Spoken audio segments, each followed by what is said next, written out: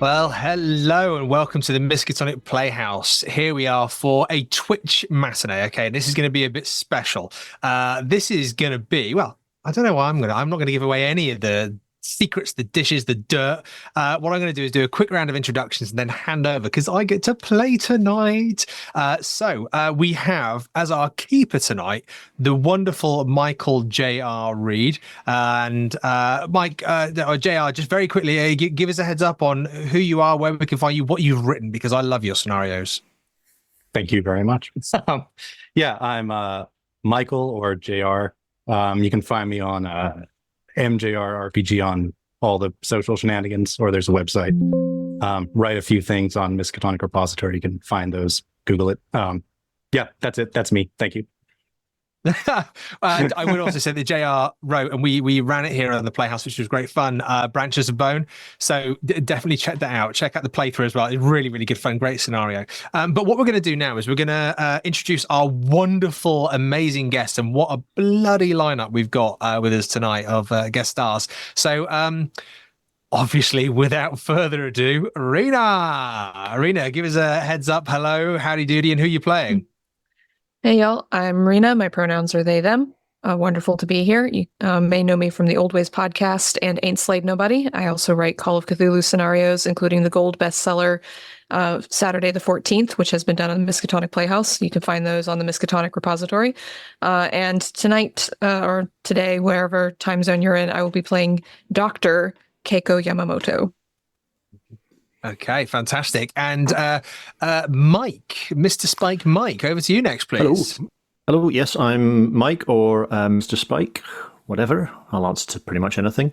My pronouns are he, him, and yeah, I've popped up on a few podcasts, The Old Ways, How We Roll, The Apocalypse Players, Ain't Slayed Nobody, Symphony and Entertainment, here and there. And I have my own little podcast, Mr. Spike's Bedtime Stories, so check that out if you like a spooky tale to settle you down before sleep, if you can sleep. And I am playing Takashi Yamamoto. Amazing. And I would say, Spike, this is your first time on the Playhouse, isn't it? It is my first time on the Playhouse, and I'm shitting myself. And most definitely... Oh, yes, you are. Absolutely. Yeah. Fuck for that. I'll just put my children, guys. Just go to bed. Yeah, don't listen to Mike. Okay. So definitely not the last. I'm very lucky. I played with Mike a few times recently, and we had I remember our Vassen game that we did, which was just fantastic. One of the ones I will continue to remember. Brilliant fun. I'm looking forward to today. It's going to be awesome. But we also have another first time. Heather's in the house. Heather, hey, introduce yourself. Hey everybody, I am Valygirl Heather. You can basically find me on most of the socials. I am so honored to be here as my very first Miskatonic Playhouse actual play, and I would ask to be gentle, but we know that's not going to happen. I am an RPG writer, creator, designer, all the hats. GM. I just got back from Gen Con from last week, and I did not get COVID, thank goodness, probably because I got it at Orshans. I have been writing, running, creating various RPGs. I started out in LARPs for about 20 years and then have changed that over to tabletop. I have been writing with a number of groups, currently in a number of actual plays. In fact, this is my second one today. I was part of the Castles and Crusades Jungles of Inkulade. I do that every Saturday morning. I'm also on a number of the Old Ways podcast and on Symphony Entertainment. I have a number of those. And I just absolutely am thrilled and honored to be a part of this incredibly talented group of people, and hopefully I will not suck. So fingers crossed, we'll see how the dice roll. And who are you playing tonight? Oh, I apologize. I am playing Neko Nakamura, and I am let's just say Neko is kind of the black sheep of the family who is returning to Japan under some interesting circumstances. And I am TA Newman. You can find me on all the socials as TA Newman. You can find me hanging out, hiding out in all the Playhouse Discords, Facebooks, Twitters, X's, and so on and so forth. I do a bit of the writing, a lot of the playing, a lot of the sabotaging. But tonight I get to play I would say, the favorite twin. Rina, is there a favorite twin? Am I not the favorite twin, or do we both think we're the favorite twin? We both think we're the favorite twin. We both. Okay, I think I'm the favorite twin. I'm playing Hanzo Yamamoto, young up and comer in a tech business that my uncle also works at. Isn't that right, Mike? So what we'll do now is hand over to our wonderful keeper for this evening. So, JR, it's all yours, my friend. All righty. Then yeah, let's take it away. It is modern day Japan in Kyoto. The year is 2020 something. We'll say it's autumn. So the leaves are starting to change colors. Very beautiful.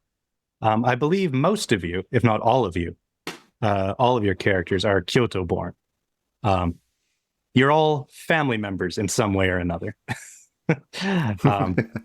Before the game started, Spike drew up a nice little family tree, which no one else can see, so you can figure out what's going on as we play.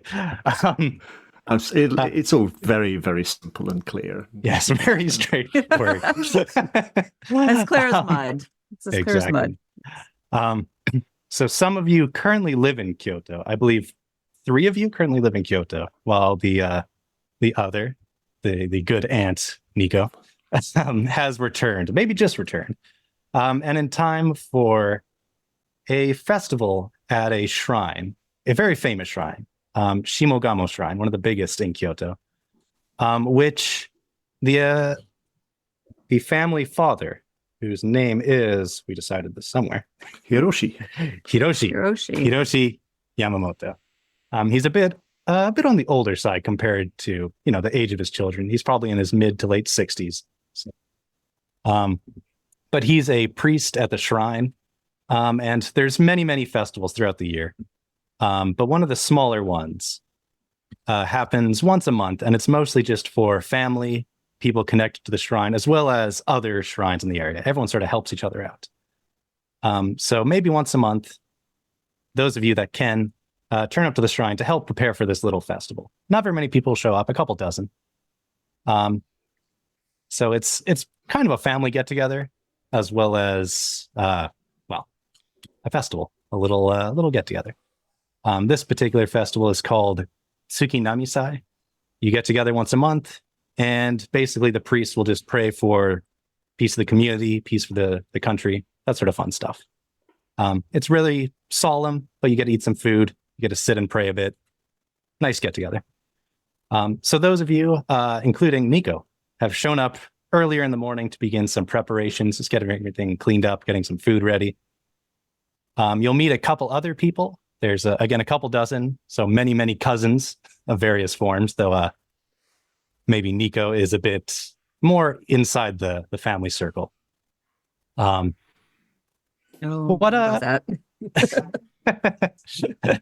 Or at the very least, your sister, the twins Hanzo and Keiko's mother, Fumiko, tries to bring you in, wants to get you very included. Maybe I'll ask all of you to maybe describe a little bit of your parents, actually. Let's give these parents a little bit of character. So maybe, as far as I can see, it looks like Newman, you're at the top here. What is Hanzo? What do you think of your parents? What is your relation with them?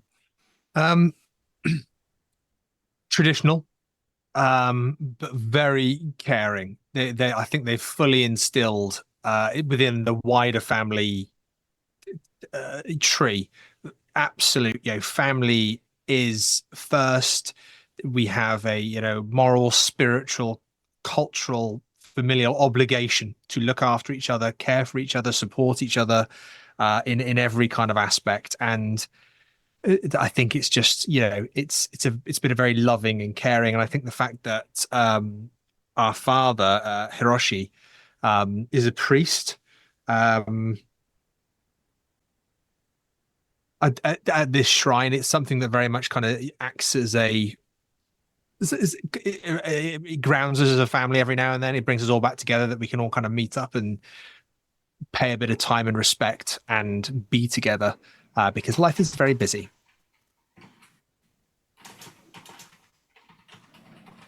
Perfect. And how about Hanzo's twin sister, Keiko? What's her relation with her family and her parents? Keiko had a little bit of a stormy relationship with them when she was a teenager preparing for university, because they wanted her to go into the family business, because we've built this up.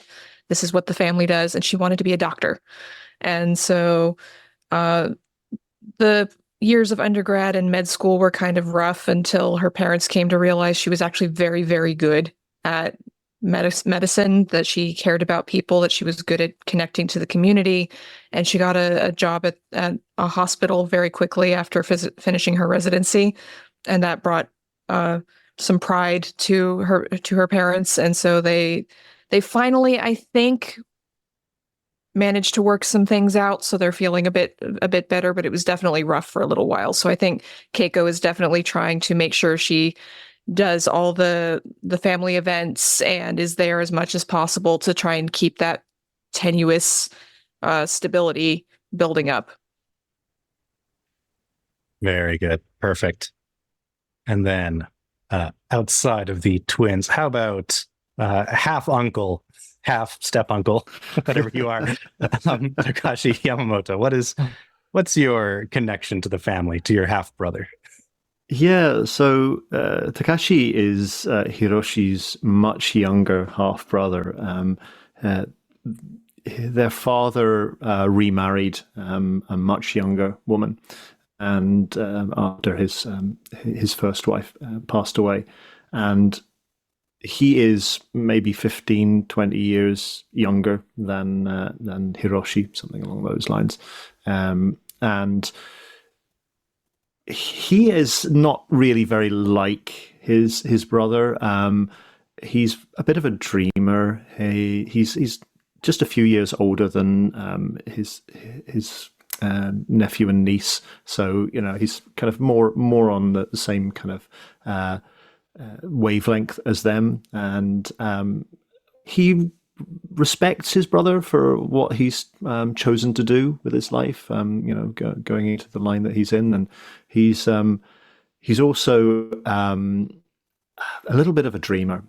He's quite a large man. He's tall, much taller than average height, but he's also carrying quite a lot of extra weight. He leads quite a sedentary lifestyle, doesn't really take a great deal of exercise, and he works as a product development engineer at the same company as his nephew. In fact, the Nakagawa Corporation, electronics and precision instruments and that sort of thing. But he's not really terribly ambitious. He's still a junior in his position, and he doesn't really have great aspirations to rising to a more senior rank, which was always maybe a little bit of a disappointment to his father in that respect, who kind of had high hopes for him. But he's kind of fairly happy with his life. He gets on well. He's a gentle kind of a guy. He's quite shy. Doesn't really like to get involved in any kind of dispute or argument or any kind of head to head with anyone. So he usually backs away from a difficult situation like that. So that's him. He's kind of probably sitting, watching the leaves fall from the trees rather than helping to carry stuff about like he's supposed to be doing. He's maybe he's got distracted and is maybe scribbling away. He carries a little notebook around with him, just a little tiny little notebook and pencil around with him, and he's maybe kind of looking around, looking at the trees, looking at the leaves, and maybe kind of scribbling some notes in his little notebook. Very, very good. And then, last but not least, Neko Nakamura, who has returned from the States, maybe invited to this festival by your sister Fumiko. What's Niko's relation to Fumiko, her brother-in-law, and her niece, nephew, and half brother-in-law by marriage? Takashi, how does she fit into this? The outlier over there. So Neko, which is a name that she came up with. It's not even her actual given name. The family, her sister knows her as Minami, but she goes by Neko because so she is very much the wild child. Neko and Neko's is the sister, full sister. Let's get that out of the way. Is Fumiko's full sister, not half by any means, but they could not be more different. So where Fumiko was the very traditional, following the path, that the parents had wanted for almost almost perfect, the perfect vision of, a proper Japanese woman. Neko was very much her own person and was the wild child of the group, constantly bringing, slightly disreputable things going on. And throughout her life, she lived to her own drummer, her own soundtrack. And it unfortunately came to a head probably about 2 decades or so ago. She's actually in her very early 50s, though she will not admit to anything more than 39, and works hard to keep that, but which throws off some of the things strangely. But about 20 years ago, it got to a point, her antics and her crazy wild lifestyle and the way she just chose to live her life became too much for for her and Fumiko's parents, to a point where the father finally basically put his foot down and said, you have brought complete and utter dishonor to the family by your goings on, and in his own way turned his back on Neko, leaving Neko's mother and sister to just not really be able to say much. At that point, Neko said, fine, to hell with you. I will go live my life my way, and ran off, married a rather disreputable, fairly rich real estate guy, and ran off to the United States. And they settled in the United States, and for 20 years, almost 20 years, she lived there. She lived a very extravagant lifestyle, but discovered that really there's a price to be paid when you just kind of fling yourself into a situation without a whole lot of forethought. While the money was there and she could kind of fill her days with whatever she wanted, it was not a good marriage on a lot of fronts. And she just found herself very much alone here, in the States, with very little, if any, contact. No contact with her parents, but she tried to keep in contact a little bit with Fumiko, just to keep some kind of family tie. And then her husband was arrested and put into a federal penitentiary for all of his insider dealings. And what the family is not aware of is exactly what Neko's current circumstances actually are, because she keeps up her appearances. Coming back to the festival is a combination of sucking it up, because what the family may discover is that she still needs her family. but it cannot really admit to it just yet. So this is going to be very interesting to see what information actually plays out as this goes on. Very good.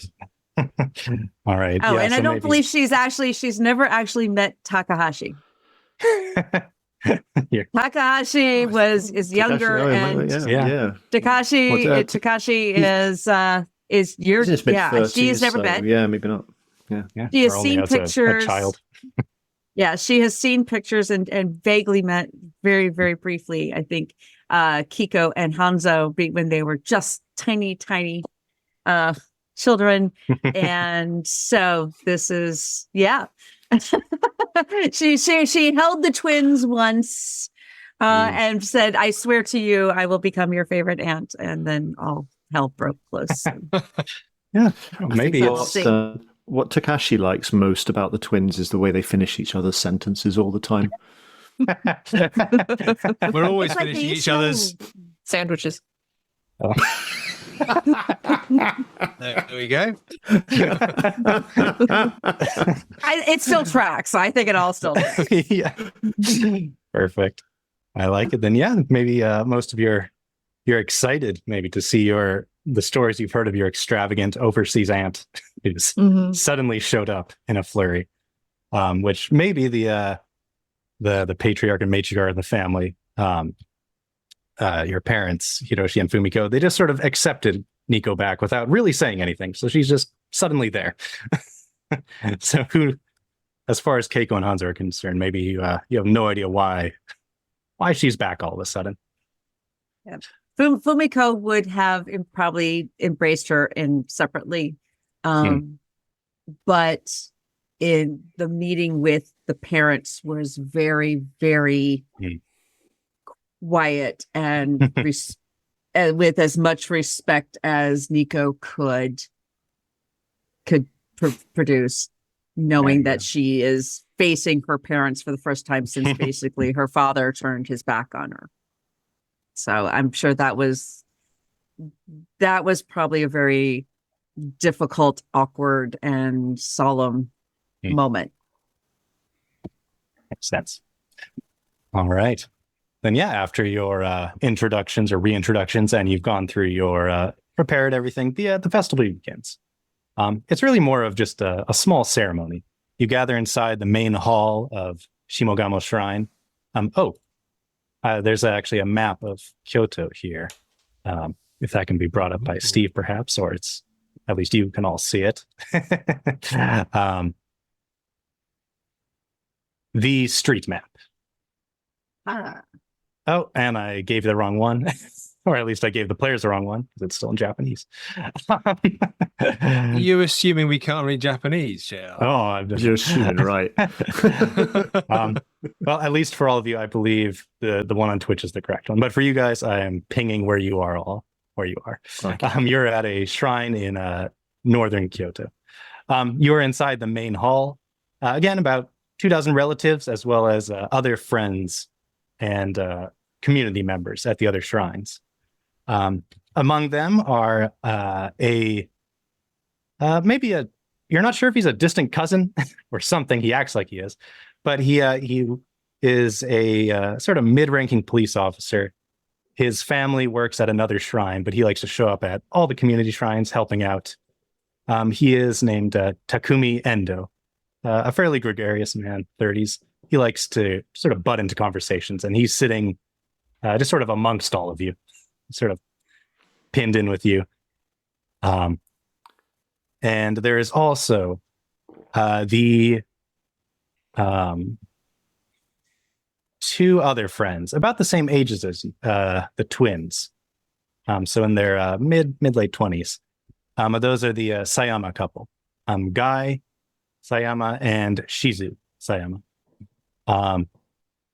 They're from another temple nearby, the Kifune Shrine. Younger couple. So again, maybe they were the twins' friends through most of their lives. With Guy also working at a programming company. So you can all be programming dorks together. And maybe throughout the ceremony, what do you what's your mental state, I guess, during a ceremony? Are you really intently focusing on your father's, or Hanzo and Keiko father's, words as he chants, or are you just sort of staring at the leaves like Takashi said he was doing, or people watching? What do you do during this little ceremony? I guess I should say one by one. Hanzo. I think Hanzo is very much being the dutiful son. He's following everything his father's saying and doing, but he's also got this like hyper awareness that if anybody needs anything, if there's any elderly kind of relatives there, or if there's anybody who's unsure, he wants to be able to be the person to kind of go over and show gratitude and hospitality and make sure that they are involved, and almost kind of directing them to his father's practice. Perfect.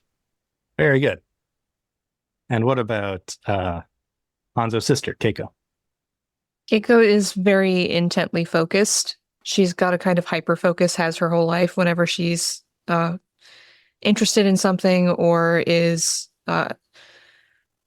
feels like she should be interested in something, she laser focuses on it. So kind of to the exclusion of anything else, she's focusing, filling her mind with what her father's saying, listening to the prayers and the chants, and adding her own in her mind. So she doesn't even notice what's going on around her all that much. Perfect. Very good. How about Neko? Neko is probably Neko is staying either closer to Fumiko, as long as Fumiko is kind of away from their parents, or and kind of switching between that and going to the twins, just out of the blue, giving them hugs and saying, "Oh my goodness, it's gotten so big. It's just amazing to see you, Keiko, and you've become a doctor." I mean, I can't believe it. Of course you would. Of course, you know, the brains and the beauty of the family that you and Hanzo let each other live as siblings. Oh goodness, the stories I could tell you about you and me and your mother. Perfect. Probably earning a few dirty looks as people are trying to concentrate on the ceremony. But perfect. And Takashi, are you still very intently looking at those leaves outside? Well, I think things have probably moved on from there, and I think he started off dutifully paying attention to the ceremony and listening to what's being said, but his attention has been diverted. He's very easily distracted, and it doesn't take very long before maybe something catches his eye. Maybe there's a squirrel or something climbing up a nearby tree, and he's now watching it to see where it's going, what it's doing as it scampers along the branch, and that's caught his attention for the time being. Maybe in the background he can hear the water of the canal, of the river flowing, and he's kind of pondering that and thinking about life is very much like the flow of a river, isn't it? Yes. What? Sorry. Perfect. I love it. All right. Then the ceremony goes on for maybe 20 minutes, half an hour, as Hiroshi goes through his chant, his norito, a Shinto prayer. It's in Japanese, but a little bit sort of archaic. It's a bit hard to understand if you're not paying attention. So maybe a bit of it goes over Neko and Takashi's heads as they're concentrated elsewhere. But there's also some nice music in the background as they play their a little yakumo koto, a little two-stringed instrument. There's some shrine maidens are doing a very restrained dance, so that's a little bit more entertaining for some of you, perhaps. But as this is going on, some of you, maybe all of you, hear a slight change in Hiroshi's prayer. I'm going to ask for either an intelligence roll or a language Japanese roll. I will say it'll be a hard roll for Neko or Takashi as they were distracted. But for Keiko and Hanzo, you're very concentrating. So regular intelligence or language Japanese. Well, I think. Look at that. That's an extreme success from me with a 2. That's very impressive. Yeah, like on Regular success. Very good. All right. Then yeah, look at that. Everyone's listening pretty well. All right. Then especially Hanzo really is, you're following every word your father's saying. You want to know every word of the prayer. You're probably saying it along with him in your head a little bit. And it starts changing quite a bit. You're not understanding some of the words. And it starts sounding maybe a bit more like a Buddhist sutra, you think, for a moment, at least maybe the other three of you. You're not sure why he would suddenly do that. But Hanzo, with that role, I guess you're really into all the local shrines and temples. You know the sutras, you know the prayers. And this is not a sutra. This isn't Japanese he's speaking. This isn't the sort of Sanskrit derived Buddhist chants either. You don't know what this is. And maybe you hear it so much, you're looking at your father dead in the eye. His eyes have opened up and they're kind of just looking off into the mid distance. He's not concentrating anymore. Something seems very wrong. Does he seem does he seem healthy? Does it look like he's kind of going through something? Is it enough? Would it be enough with an extreme success to kind of get up and go over to him mid sutra? You know what? I think it would be for Hanzo. I think you would be pretty concerned. Maybe like your father's getting a little bit up there. Maybe he's getting a little bit frail. I mean, he's not that old. He's only in his 60s, but maybe he's had a little bit of health issues lately. And you're worried. Yeah. I think if this is so out of character for him as well, I'll get up. I'll kind of cast a glance to Keiko, and kind of try and do it in a way that doesn't draw too much attention, but obviously it's going to, because he's like the public figure everyone's looking at.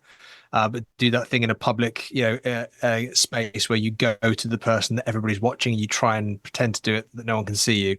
So I'm going to kind of almost do that creepy thing where you creep up. Not creepy, but creeping thing. Not like with a cloak or anything, but just creep up and kind of be like, Father, are you okay? Are you okay? Are you okay? All right, yeah. And as you get closer, you can see a bit of foam coming out of the corner of his mouth. His eyes are they're starting to roll up. You think, oh my goodness, my dad might be having a stroke or something. Okay. And then you're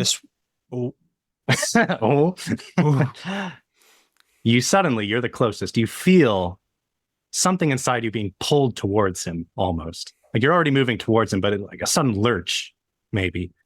And the rest of you also feel not really physical, but just being like pulled towards him. And could everyone make a hard power roll? Oh no. I think my language roll was just normal success. So I think right. Yeah. So when you do not really. Wow. I got an extreme. Yeah. Me too. Look at that. So I believe when you're making a hard roll, you're comparing to that second number. Mm-hmm.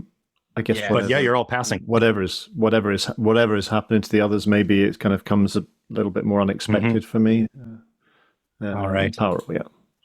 And, I failed my power roll as a result. All right. The two extremes are hard and Then for those extremes, maybe Hanzo, you're able to sort of go along with this sudden movement, and you're able to catch your father as he's about to topple over. With an extreme, could I call out to Keiko as well? Because Keiko's a doctor.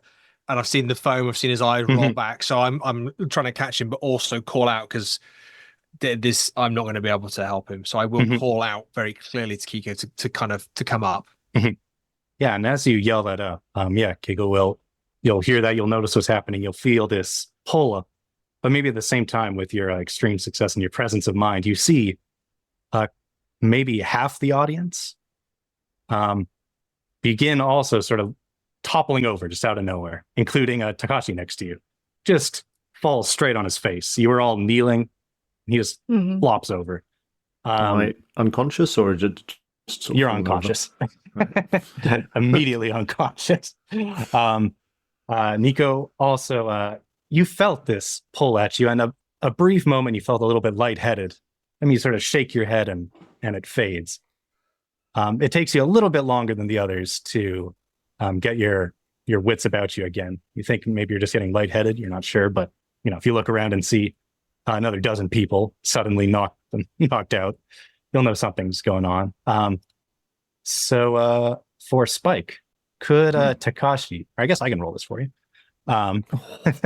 Let's see. Yeah. That's not good. You're not rolling your own demise. Oh, wait. Let's see. The hand of fate. Could you lose 12 power, please? Yeah. I would imagine I can. Yeah. Holy shit. Yeah, not great. And let's say we set the tone for the day. There you go. First roll. With the extreme successes of Keiko and Hanzo. So Keiko, maybe you'll notice Takashi next to you toppling over. And just briefly, you think you see a little shimmer of a sort of almost like a strand of spiderweb of silk. It's almost sort of swimming in your eye for a moment, leaving a bit of afterimage, but it seems to come out of his mouth and very quickly disappears up through the roof of the shrine. You're not even sure if you saw it or not. You rub your eyes and it briefly has an afterimage. But Hanzo as well, when your father topples over, you see the same thing, a little bit of this silky light briefly sort of wriggle across your vision out of his mouth. And then there's silence for a moment as everyone is falling on the ground. I'm going to, after I rub my eyes, I'm going to, and I'm sure Takashi just kind of fell and it's probably on my shoes. And I try to kind of, what that was, but let's try to move him off to the side. I'm very heavy. Yeah, I don't think think my strength is going to, let's see. Oops. One. Extreme success. I got a 2. I am actually stronger than I look, even in heels. And I am able to kind of drag for Takashi kind of over to the side out of the crush of people kind of falling over and out of the way. And once I'm pretty sure he's not going, put him on his side. I mean, I've been living in LA and you see something. So you put him on his side to make sure if anything comes up, he doesn't like aspirate, and then go back to check on Fumiko and my brother-in-law. So. Right.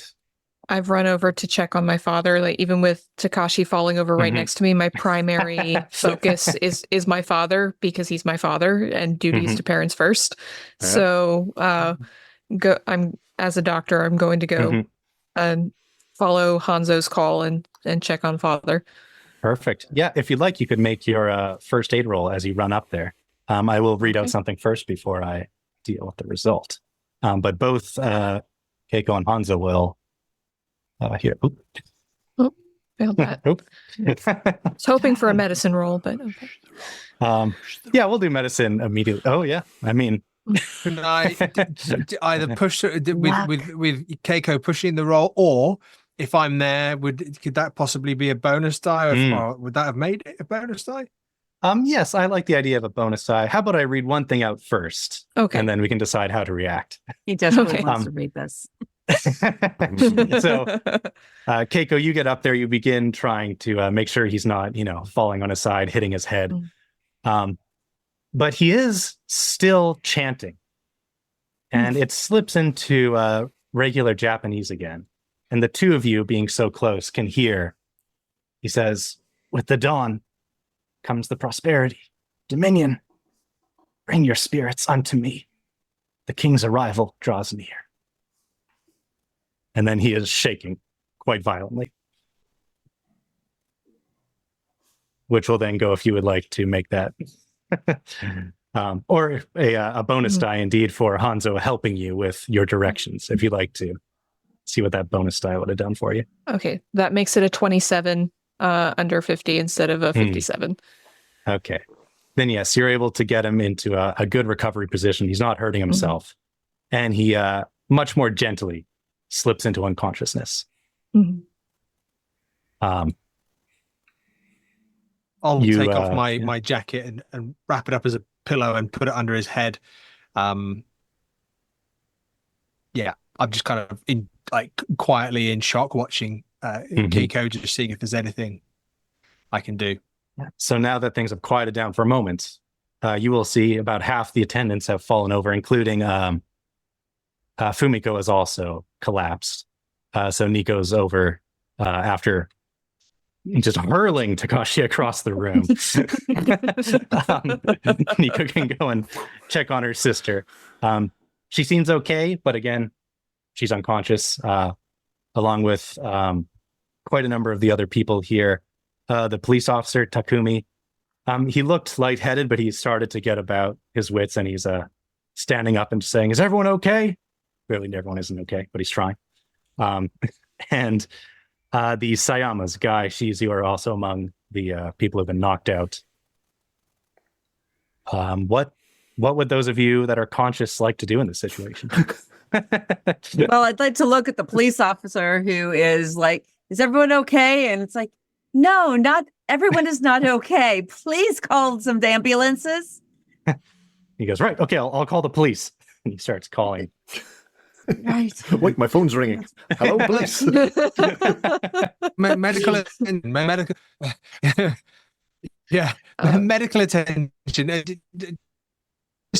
Is a doctor, but look, people are dropping all over the place. My father, he's foaming at the mouth. I'm gonna check on Mother and then also attend to everybody else, just make sure everyone's in the right position, just doing my best. Like, I'm in crisis mode now, so very calm, level-headed, focused on the immediate problem, which is tending to my patients, which is how I see them since we've got a medical emergency. So check on Mother, then Uncle Takashi, and then go and check on everyone else, pulling in Hanzo and showing him what to do. Perfect. Hanzo I will be trying to find somebody's cell phone and attempt to call 911 and then realize 911 is not going to work and attempt to figure out what the heck 911 is for Japan because it's been 20 years. So that's what she's doing. Ipa, do those words, having, listening really intently and kind of, being there for my father and his sutras and things, those words, dawn, prosperity, dominion, king's arrival, do they mean anything? Do they just while I'm now almost kind of probably mindlessly doing exactly what my sister has told me to do? Yeah. How about we get a roll for that? If you have any particular roles you have in mind, by all means make that. Otherwise, a knowledge roll I think would work, especially for Hanzo, as you're very respectful of your family tradition here. But if you have something better than knowledge, go ahead. No, I don't. All right, then. Knowledge roll it is. Okay. A praise roll? A praise. Oh, look at that. Okay. Is there a way you can just click extreme on? I don't think that's a thing. Have you got Roll20 in extreme mode? Yeah. I think it's just because when I play to the extreme. All right. Well, maybe very briefly, they're the gods enshrined at Shimogamo. They're a number of gods devoted to thunder, very popular gods. You think maybe for a minute, but this doesn't quite match. It doesn't actually match at all. The king's arrival. At the dawn comes dominion of our kind. Bring your spirits unto me. This isn't Buddhism. This is certainly not Shintoism. Honestly, with an extreme and your sort of devotion to your family, something deeply wrong. Could I have actually a sand roll from Hanzo? Oh. Oh. That's how you reward me, is it? Yes. That's what you the get first for one of the being extreme. game. Oh, but you're fine. hard success. Yes. Hard success. Use them all up now. Use them all up. Yes. Yeah. Now you're convinced this is nothing your father would say. Who's the next appropriate religious figure here at this? Yeah, I would imagine there's other priests around. Let's say your father was the senior priest, but there's other junior priests. There's also the shrine maidens about. So there are other religious figures here and there. Half of them are probably asleep, but some of them are also in helping crisis mode. I think with the phone calls going out, police and ambulances will begin arriving pretty soon. You're not too far. You're right in the city, really.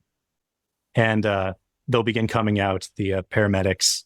Very thankful for Keiko putting everyone into recovery positions. I won't ask for a first aid roll. Your last extreme will do perfectly fine, and you're in the zone. And they will begin carting off people to the hospital, including Takashi and Hiroshi. Well, it's been fun playing, Yeah. so have a great game. They will want all of you to come to the hospital, though, just to check on everyone. Police also arrive. They'll begin conferring with Takumi, who will begin laying out what's happened here. And I think we'll do a quick skip to the hospital, unless any of you have something you want to attend to at the shrine before everyone is taken off to the hospital. All right. Then you'll be taken to the city hospital. Perhaps this is where Keiko works. That makes sense? Yeah, I was thinking the same thing. All right. So maybe you'll just immediately start working. You're on shift, just like that. While you're at it, let's get a medicine roll from Keiko Okay. as you begin doing the work. Extreme. Oh my goodness, what is happening with these God. rolls? It's gonna be one of those games. Yeah, you guys are just There gonna it fly is. through this. I love it. Yeah, you So keep you telling will, yourself that. Yeah, Keiko, you just take control. You're heading the department. You're checking people out, and I will tell you what you find in a moment.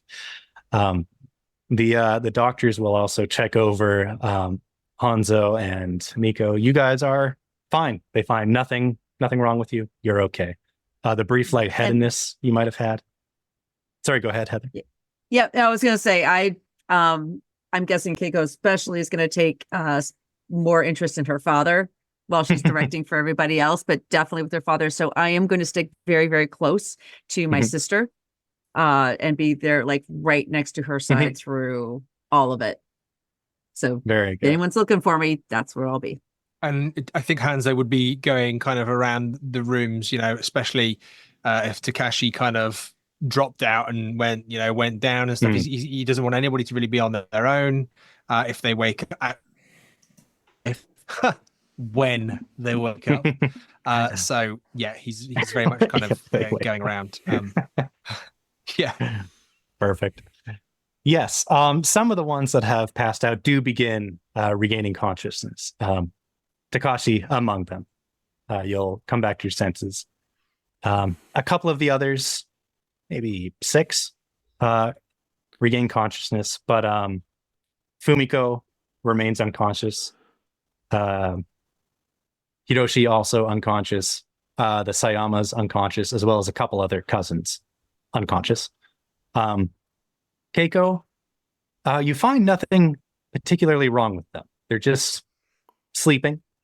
You think it's best not to immediately try and wake them up. Just let them come around on their own.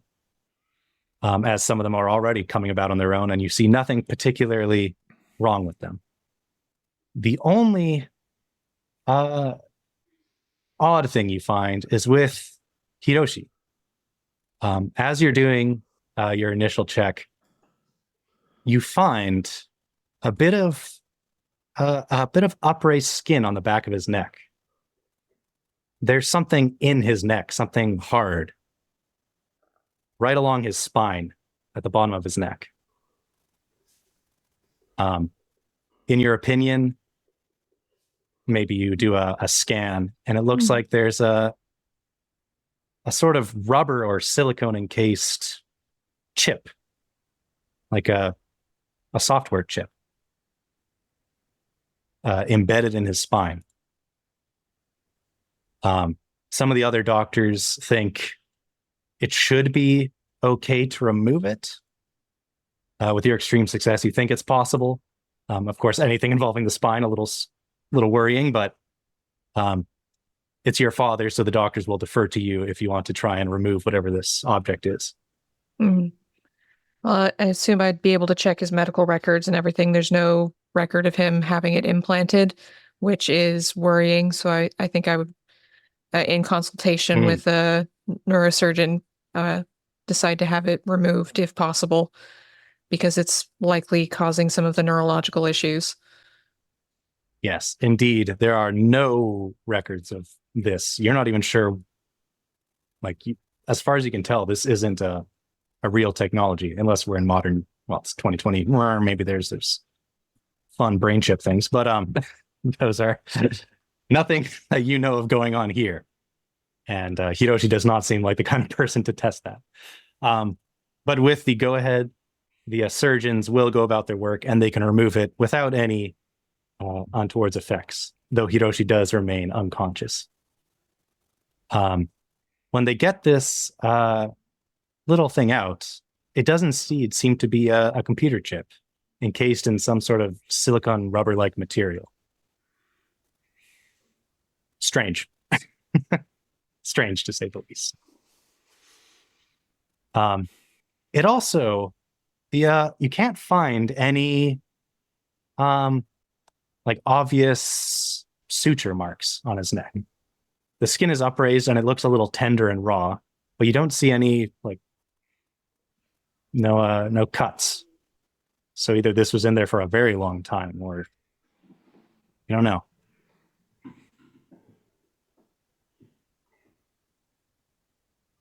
Give it to, if I'm allowed to take it, give it to Hanzo and ask if if he knows anything about this kind of technology or what it could be. Because there's no way it's been in there a long time, right? Because this technology would be newer, and we have no record of father ever having any kind of procedure like that. So maybe Hanzo can figure out what this thing is, or knows someone in the company who'd be able to figure it out. Yeah, I think as Keiko's kind of brought that to me, or more probably brought me to it, I would be telling Keiko about the Dawn, Prosperity, Dominion. I know Keiko probably heard some of that, but just kind of going, look, this father wouldn't say these things. This doesn't seem right. It's not a part of the sutras. As I'm kind of looking at the chip, Keeper, can I roll to look at the chip? Yes, you certainly can. I believe a electronics roll would be most applicable, but perhaps an electrical repair, maybe, if you want to really get deep into the thing. Ooh, yeah, okay, electrical repair. Yeah, okay. If you would like, you could have also brought Takashi along with you, as he has woken up. Do you know, I think I probably would have done, not because I just failed that role, but because that's something I definitely would have done. Okay. But I think I would have done, if he's up and he's up on his feet. I imagine I would have told my uncle as well, because I work with my uncle, and we have a good relationship. And I would have been saying, look, I'm really worried about father, and I would have also passed on to him about the bring spirits unto me, arrival, king's dominion of Arcane, dawn, prosperity, as we were going over. Get there, and I'd be then going, Uncle, please take a look. Just a minute till I finish this. He's writing something in his notebook. How does this sound? Darkness swiftly falls, thoughts fade like distant echoes. Unconscious, I drift. How's that? That feels good to me? Beautiful. Yes. Knowing that he does this and humoring this because it's the quickest way to get him to do what you want him to do, Uncle. It's wonderful. Something they found a chip in his neck. Yes, if you have time, this chip, Keiko found it in the back of Father's neck. Could you look at it? Yes. Yes. So he'll kind of get his glasses on and get it under a light. And I really need some sort of magnifier, but and I'll get my phone out, zoom in. No, that's good. Yes. Oh, no, that's very interesting. Make an electronics roll, but I don't know what it is. No, I'll zoom in more. Let's push this roll though. If you'd like to, I'll zoom in more. Enhance. Yeah. I'll look around for something to maybe kind of, I don't know, maybe there's little kind of resistor or something like that on it, or maybe I can kind of tweak a little bit of it with a scalpel to move it around. Yes. I mean, there's all manners of scalpels lying around. You could try and cut into it. Yes. I'll absolutely. I'll try and very carefully separate a layer. I need to hold it in my fingers though in order to do that because it's quite small. Right. And I'll give that a push. Yes, you managed not to slice your fingers. Yes, or perhaps. I nearly nicked an artery there. That's a relief. Yes, you're able to pull back a bit of the material, and it does cut, but it's quite strong. This, whatever this is, and you're actually starting to get a bit of a hint. It's not exactly like regular silicon rubber, which is, you want to maybe look into this a bit more later, but you might need better equipment to figure that out. And you start looking at the electronics a bit, and it is basically just a little computer chip, but it is different. It's extremely complex just looking at it a bit. It takes you a while to try and follow the circuitry. You think it looks like it has the ability to send and receive radio waves.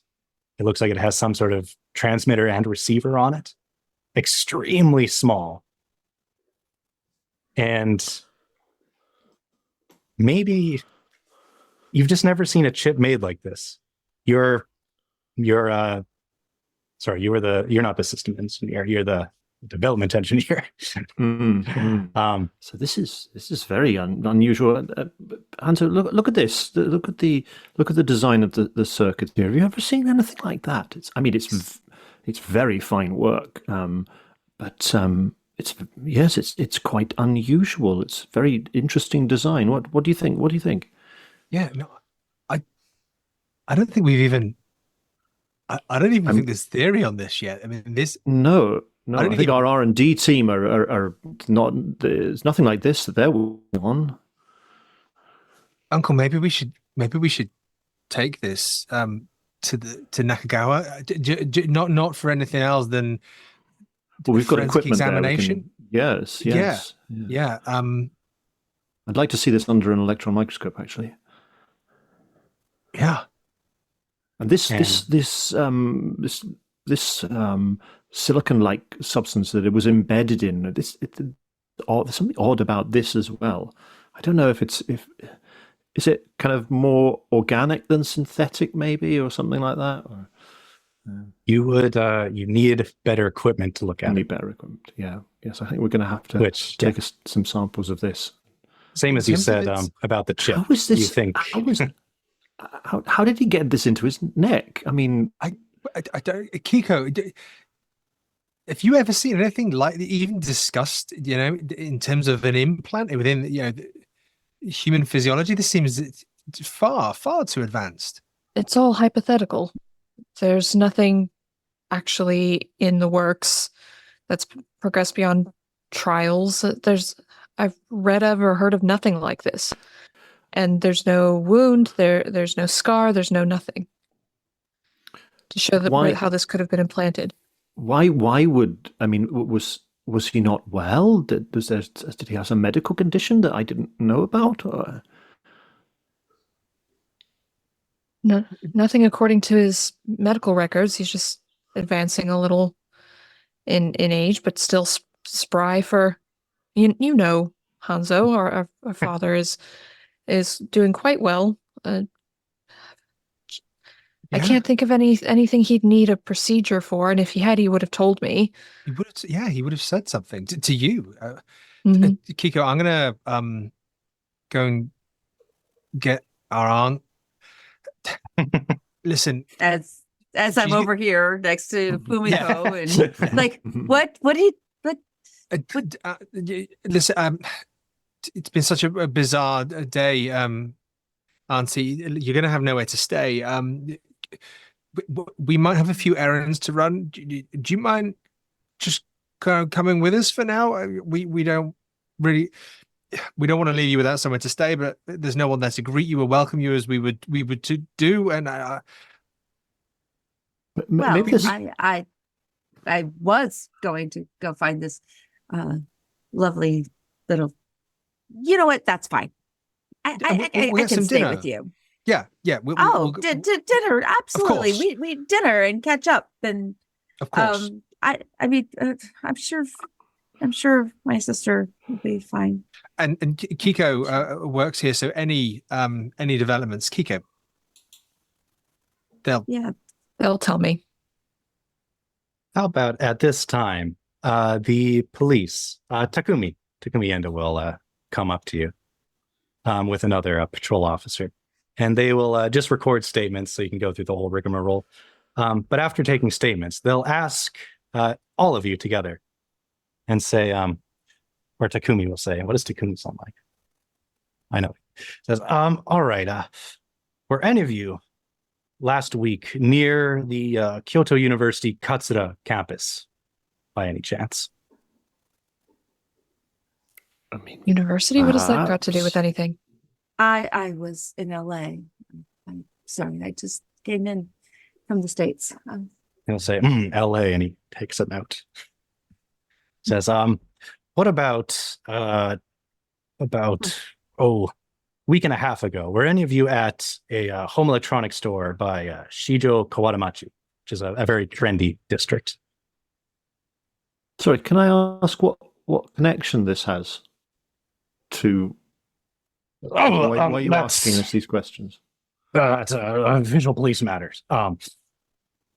Cousin, unless these have any connection to Nakagawa Corporation, I can't think that any of us. I mean, perhaps we've had an intern from the university over the last year, Uncle. No, I don't think so. Oh no, there was that. Yes, there was. There was the young girl. She only stayed a couple of weeks, though. I think she found a position somewhere. I can't remember her name. Can you remember? I can't remember. I can't remember her name. It's terrible, isn't it? I can't remember her name. Anyway, Why are you asking us this? Is this something that's happened before? Is that what you're trying to say? He sort of looks at the patrol officer. Well, no, police business. Are you sure there's none of you at the university? No. What about Neko lying? Neko pushes her way forward. And goes right up to the officer and goes, can you not see that these two, my niece and my nephew, my sister and my brother-in-law are currently incapacitated? If you have questions, I'm sure we'd be glad to answer it. after they wake up. But for now, could you please be a little bit more respectful and give my family a little bit of privacy? Keiko looks scandalized. I'm backing away from this brash woman. It's a slight bow of the head, it's almost like apologetic, just kind of, sorry. How She's bad? American. Yeah. I'm almost thinking an intimidation roll. Auntie. I can do that. Go for it. All right. I think I can do that. Okay, no, I think spear. I can do it. Fingers crossed. Oh, Okay, well, she tried. Yeah. He'll She tried. Persuade? I don't know. I mean, if you like to push it, but he's not like getting angry at you necessarily. He looks a little bit admonished. He realizes he's maybe pushing a little bit too much. But he'll say, "Well, Mrs. Nakamura, when you were in LA, did you have any experiences like this by any chance? Any faint spells?" I lived in LA. It's kind of the national pastime, dramatics and all that. Those actors and actresses, and everybody trying to just make sure to get that little bit of discount and that free drink and whatever else happens. He'll blink a few times. No, I never passed out like that. I mean, the occasional drinking, the after parties. Oh, so many parties and so many hangovers. But no, if you're asking, I am physically fit. Thank you very much. I am a physically fit 39-year-old. I am perfectly fine. Keiko is raising her Takashi eyebrows does. and looking at Hanzo, just like with the 39. I'll just very quietly lean over to Keiko. How old was Mum? 58. All right. Yeah, so Takumi will say, all right, well, if you're sure, if you have any experiences of a number of people around you suddenly passing out or people saying strange things at any time in your past, please let me know. Wasn't at the university at this electronics store, have people passed out? Is that what's happened? He looks at the patrol officer, looks back at you. Official police business. Your family? Could you make a charm, persuade? Oh dear. Probably charm, but Okay. Oh dear. But your family. Yeah. would you All the like more reason not to say. Yeah. Well, I'm sure you have a lot of work to do, a lot of questions to ask. I'm not feeling terribly well. I'm still a little bit foggy. I think I'd like to just go home, if that's all right. Yes, of course. You're all free to do whatever you want. None of you are being detained. If you hear anything, if you remember anything, please do reach out to us. And then, yeah, as he turns around, I was going to ask for a listen roll, but he's not a quiet person. He very clearly says to the patrol officer, it's like, I was hoping one of them would have been at that lecture. What's the connection? And he stalks off to carry on, grilling other people who just stare at him very confused. Truly rude. I do not understand it. I mean, just barge in. Obviously, it's a family emergency, and they really should clean that shrine more often. The Kabbas were terrible, but that's not important. Auntie, did you hear him? They are. Did he's the lecture? This has happened before, hasn't it? It's not exactly subtle, is he? You know, he mentioned the university and an electronics store. Sounds like this has happened before, and with what we found, Keiko, with what you found. So There's got to be a connection. They're feeling the back What of my neck. lecture? Yeah. Can we all just feel the Boring back of our those necks two, and just like, wait a minute. Yes. Boring academics combined with technology. Do you know how much body modification happens in LA? This is nothing, I'm They sure. implant microchips into people in LA. Well, they do a lot of things in LA, and some things I'd rather not think about. You luckily do not feel a chip in the back of your neck now. I like the use of the word "you likely do not." Yeah. Perhaps you do. There's room for the possibility that you do. I roll a psychology on the keeper. She tries to subtly, but not quite makes it like. No. Look, I think there must be something that can give us a clue as to what happened to Hiroshi, why he had this thing put in him.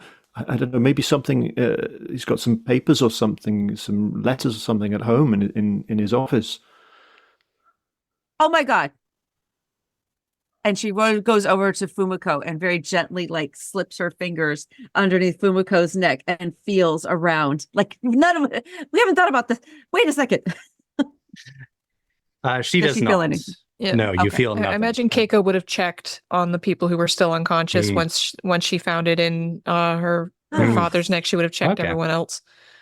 Yeah, then as you're checking them, you do actually find one more if you're checking everyone very heavily. Shizu Sayama. One of another not really cousin, but someone who might as well be a cousin. About the same age as you, works at a different shrine. Her family works at a different shrine. You do find a chip in the back of her neck, So Shrine. but that's the only other one you find. Mhm. So I'll recommend to her husband that he allow the procedure to have it removed because we don't know what it is and we don't know how dangerous it is. I can't make that decision, but I can recommend it to him. He is unfortunately unconscious, but you can leave that message. But with leave that. I'll grab his head leave and that. nod. Okay. Yeah. Write a post-it Force note. his signature. Yeah. Yeah. Yeah. Yes, you can definitely Leave that with fingers. his her doctor to discuss with him when he wakes up. Perfect. So, all right. So, what is the connection here?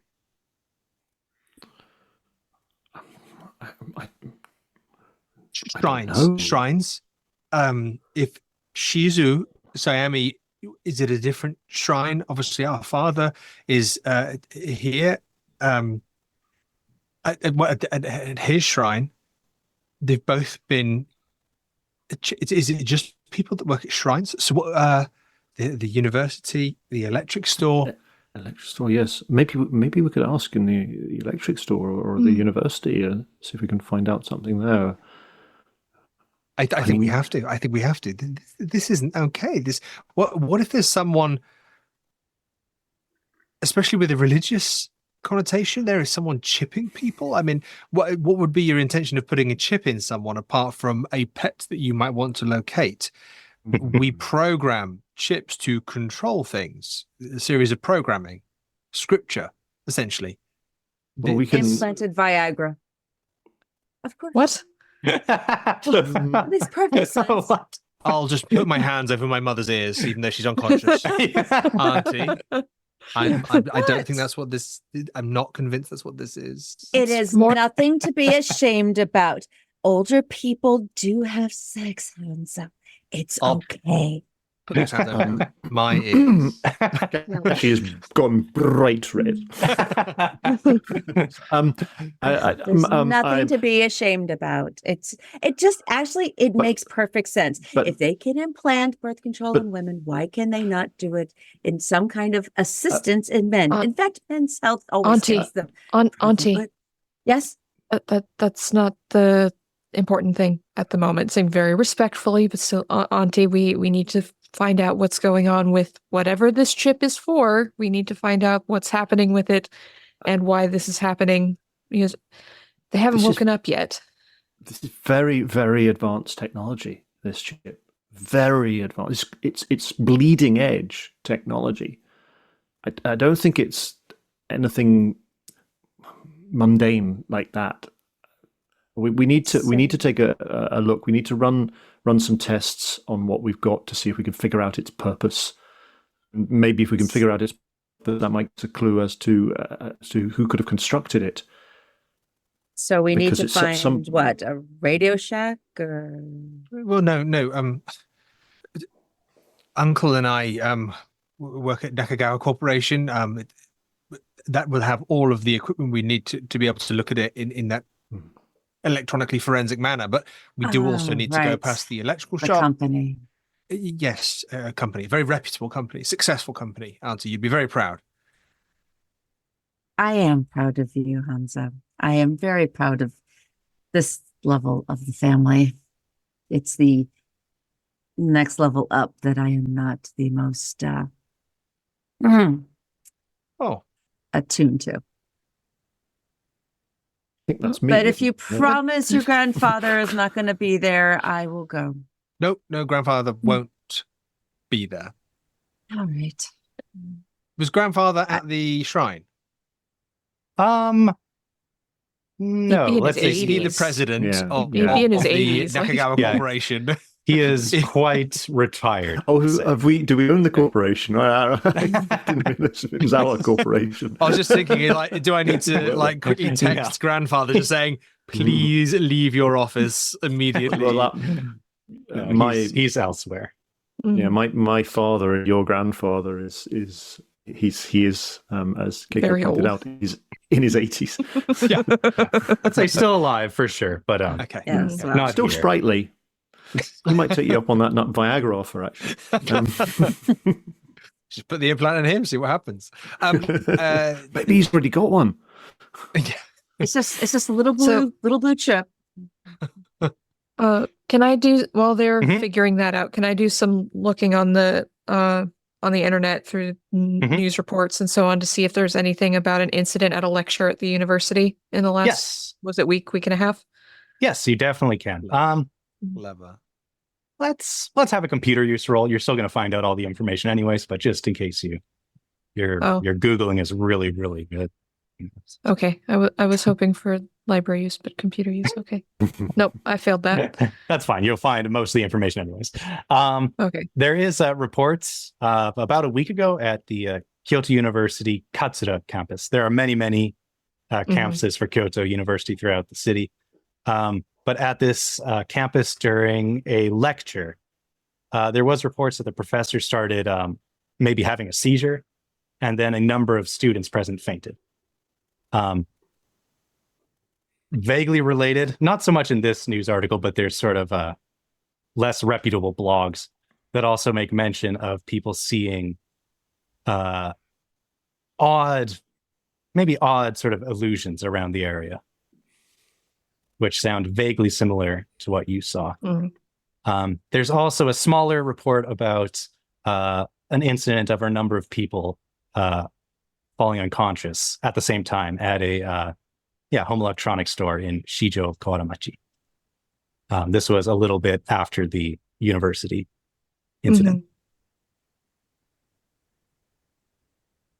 Does it tell me the type of class, the name of the professor, or anything like that?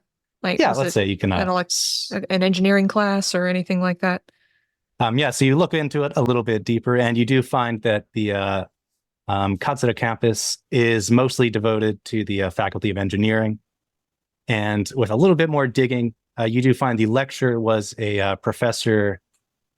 Where's his full name?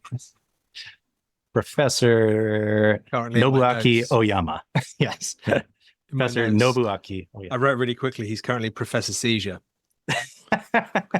Professor Could he Seizure. potentially have been one of Hanzo's lecturers when he was at university?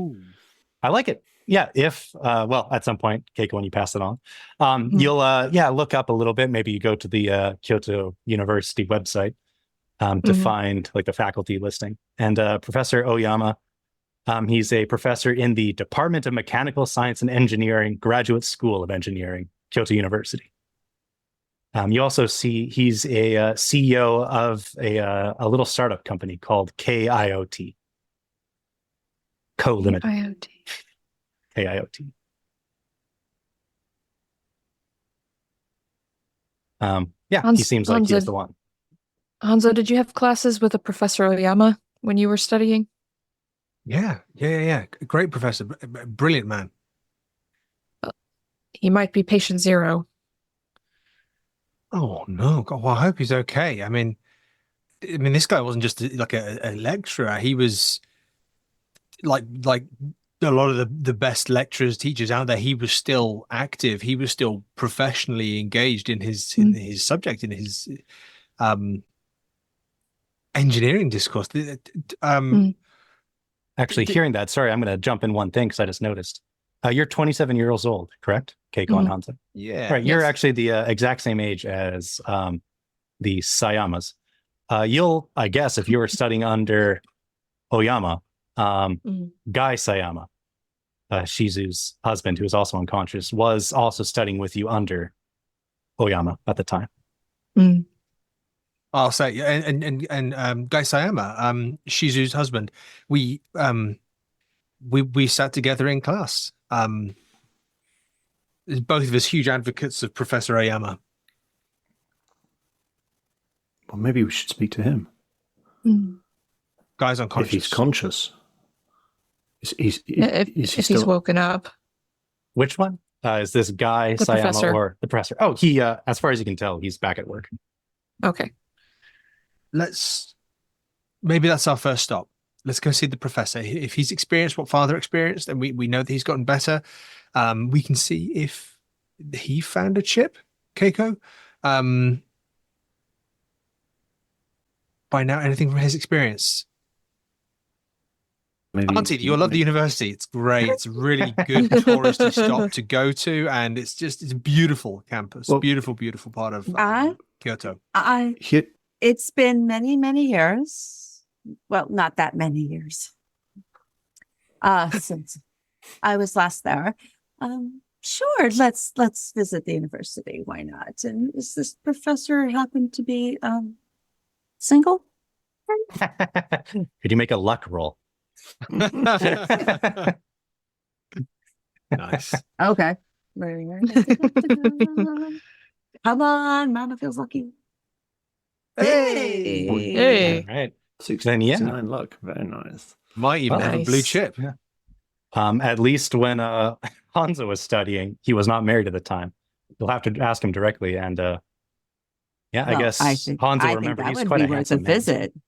Yes. That would be a good worth a visit. Maybe we could. Well, let's go. What are we Cute. waiting for?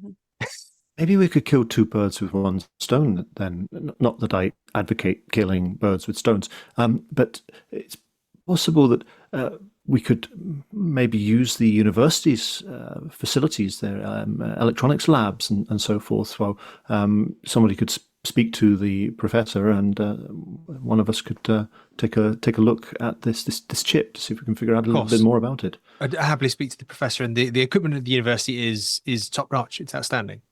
All right. Then how about, to save time, we crossfade to the university. You all take amazing public transit and arrive there. Bullet train. Yes. We arrived before we left. All right. We yeah. must. Yes. Oh, why not? Unfortunately, you It's actually have to take a fun. bus there. It's terrible. Oh. There's not the nearest bus? JR station is 40 minutes away by bus. It's terrible. But it's fine. You get there. If anyone's been to Kyoto, their bus system is not as great as other places, but you get there. You find, Professor Oyama has his own little laboratory, his own sort of seminar group called the Intelligent Mechanics Laboratory, located inside the Department of Mechanical Science and Engineering. And for fun little detail, it's in the northeast section of building C3's third floor. Useless information, but there you go. Take them there. The northeastern, you say, yeah. So you'll go in there, and maybe, since Hanzo, you studied under Oyama, maybe you've been here a few times. I don't know if you did your graduate studies here, but Probably. and there you go. You feel right back at home. The laboratory is just as you left it. It's made up of 8 little rooms dedicated to designing machines, making the best use of AI and IoT technology these days. The rooms are packed with machines, computers. There's little meeting rooms, break rooms. There's students all milling about doing stuff. At the moment, there's a bunch of students doing some work, and one of them, who seems to be the one who's tasked with, greeting visitors or inquiring students, will come up to you. And he comes up to you. He has his little smartphone out, and he's poking away at it. And following at his heels is a little Buddha statue on wheels, and it's sort of following after him. And he comes up to you and, hi, welcome to Oyama Laboratory. And Hi. the Buddha statue comes up and waves at you. Hello, thank you. I am an alumni here from the university, and I have brought my wonderful family. They're so desperate to come and see here, but also we were so very much hoping to speak to my old professor and, dare I say, friend, Professor Oyama. Is he here today? His eyes will very much bright up when you say that you're an alumni. So you don't need to make any rolls. He's happy to help you. He says, I'm so glad for you to come back to visit. If you worked here, what do you think about this? And he pokes his phone a bit, and the Buddha makes a couple more circles, and then it says a prayer in a tinny little voice to you. And he says, this is my thesis project. What do you think? That is the cutest thing. You sell so many of them. Oh my gosh. I know so many families. Oh my gosh, the money you could make from that. So adorable. He blushes, and he looks extremely proud of himself. We'd be really interested to see the design. Here's my card. I'm going to try and really kind of schmooze a bit here. And hand in Hamburger my... Schlemmer. Oh, yeah. I'm going to hand in my Nakagawa Corporation card, obviously with my title on it, Senior Systems Engineer, and just kind of hand it to him. Just say, that looks fantastic. My aunt she's a great judge of these things, and her initial reaction is that this is looking quite a successful investment. Give me a call in a couple of days. Be great to talk. The professor, where did you say he was? He said, yes. Professor Oyama. He's at his office at the moment, actually. His company office. It's just a ways down from the campus, really. If you're wanting to talk to him, I could give him a call and set up just a quick meeting for you. And he's looking at the card, just eyes wide. Just, wow, Nakagawa Corporation. I'll just quietly to kind of Keiko and Takashi and obviously Neko as well. But I was like, are we okay talking to him on the screen, or did Keiko? Did you want to kind of physically examine? Oh, sorry. He does say he can set up a meeting for you to go say hi to him. Oh, in person, like in-person meeting. Yeah. Sorry, my technology, I assumed we'd be meeting over screens. If you want to meet over Zoom, I can set that up too instead. We'll meet in person would be better. Okay. And just for fun, Neko with that beautiful appraisal roll. You think this thing's worth billions? You got to invest in this guy's whatever company he works for. This is going to take off. Remote control Buddhas. Yeah, this is some mobile Buddha. Every 6-year-old is going to want one of these. She just sees dollar signs and. Takashi is scribbling in his little notebook, muttering to himself, Buddha with a click, remote guides his peaceful pose, calm at my command. Yes, that'll do, I think. So the student, he makes a phone call, just very brief, just it's one of your old students, Hanzo Yamamoto. He wants to meet. Oh, okay, great, yeah. Oh, I'll send him right over. He'll say, Professor Oyama's ready at any time. What do you, I probably should ask beforehand. What do you want to talk with him about? Just catching up? It's so catching up. My father asked us just to pass on a message. So just catching up. Hey, you're in his lectures at the moment, right? Yes, of course. Yes. And how's that? How's that going? How are the lectures? Anything exciting happening? Oh, well, yeah, we're studying, and he says a bunch of very technical stuff. But then says, otherwise, there Yeah, I mean, maybe, I don't know if you saw the news or anything, but we were in the news a week ago. It wasn't actually for anything Keiko, you mentioned anything that. useful. You saw it on the news. Was that for the Buddha buddy? Oh, Buddha buddy. Oh, Buddha. perfect. Yeah, his Perfect eyes go reminder. wide. Buddha buddy. You all fell asleep. Yeah, you all passed out. Yes. Yeah, I was there. It was weird. Professor Oyama, he was giving his lecture, and I will admit he's not the most engaging of lecturers. It's fascinating, but people do, fall asleep sometimes, but not like this. It was, I don't know, the way he was talking just changed completely. I didn't fully hear what he was saying, but my family's my great grandfather. He was a monk at a temple, so sometimes I heard the sutras, and I thought it was like that, but I thought I'd listen closer, and then I just passed out. Very strange, very strange. But Why was for all it back, different? I couldn't really understand it. It was the cadence sounded a lot like a sutra, but I couldn't understand any of the words. Okay. And then I also passed out, which made it hard to listen. Was the classroom very dirty too? Was it full of cobwebs and everything? I don't think so. Kyoto University is pretty good about cleaning up.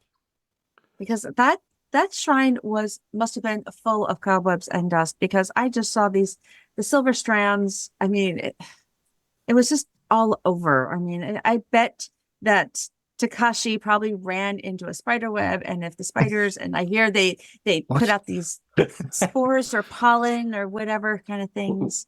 What spiders webs? It must have been too. Was The I? spider webs. Can I didn't nudge see any spider Keiko webs. during this? They were coming. They were just. I mean, how spider webs are. You run into a spider web, you go da, da, da, da, da, and then you got these little tendrils of spider webs that kind of. And I'm going to point and at fly the guy, away into the air. but it's but almost point at the neck, but without him seeing. To Keiko, just going. Do you think we should check his? I'll move over to examine the Buddha buddy, as if I'm just looking at that, see if I can get a glimpse of the back of his neck to see if there's a bump back there. Very good. How about a spot hidden? Oh boy. Or I guess if you like, you could use a medicine roll. That's your career. My medicine's better than my spine. Success. Keiko's brilliant. While Keiko's doing that, I'm just going to be kind of asking him: how are you feeling now? Are you okay? Was there any long-term effects or anything? Oh no, I was lucky. I bring a pillow to all of my lectures, so I just poof right in that, and I felt fine. And the medicine roll, you see nothing on the back of his neck. Maybe you're able to get up real close and briefly touch it or something, but you're pretty sure there's nothing. He seems fine. I just sort of slight shake of the head at Hanzo. I mean, he does say, I guess. Well, I don't. There's no effects really. I just, I felt a little, maybe like I got a cold or something after. I don't know. Just a little bit. I don't know. I don't really know. Just a little bit weaker after, but it's all fine. A little bit fatigued.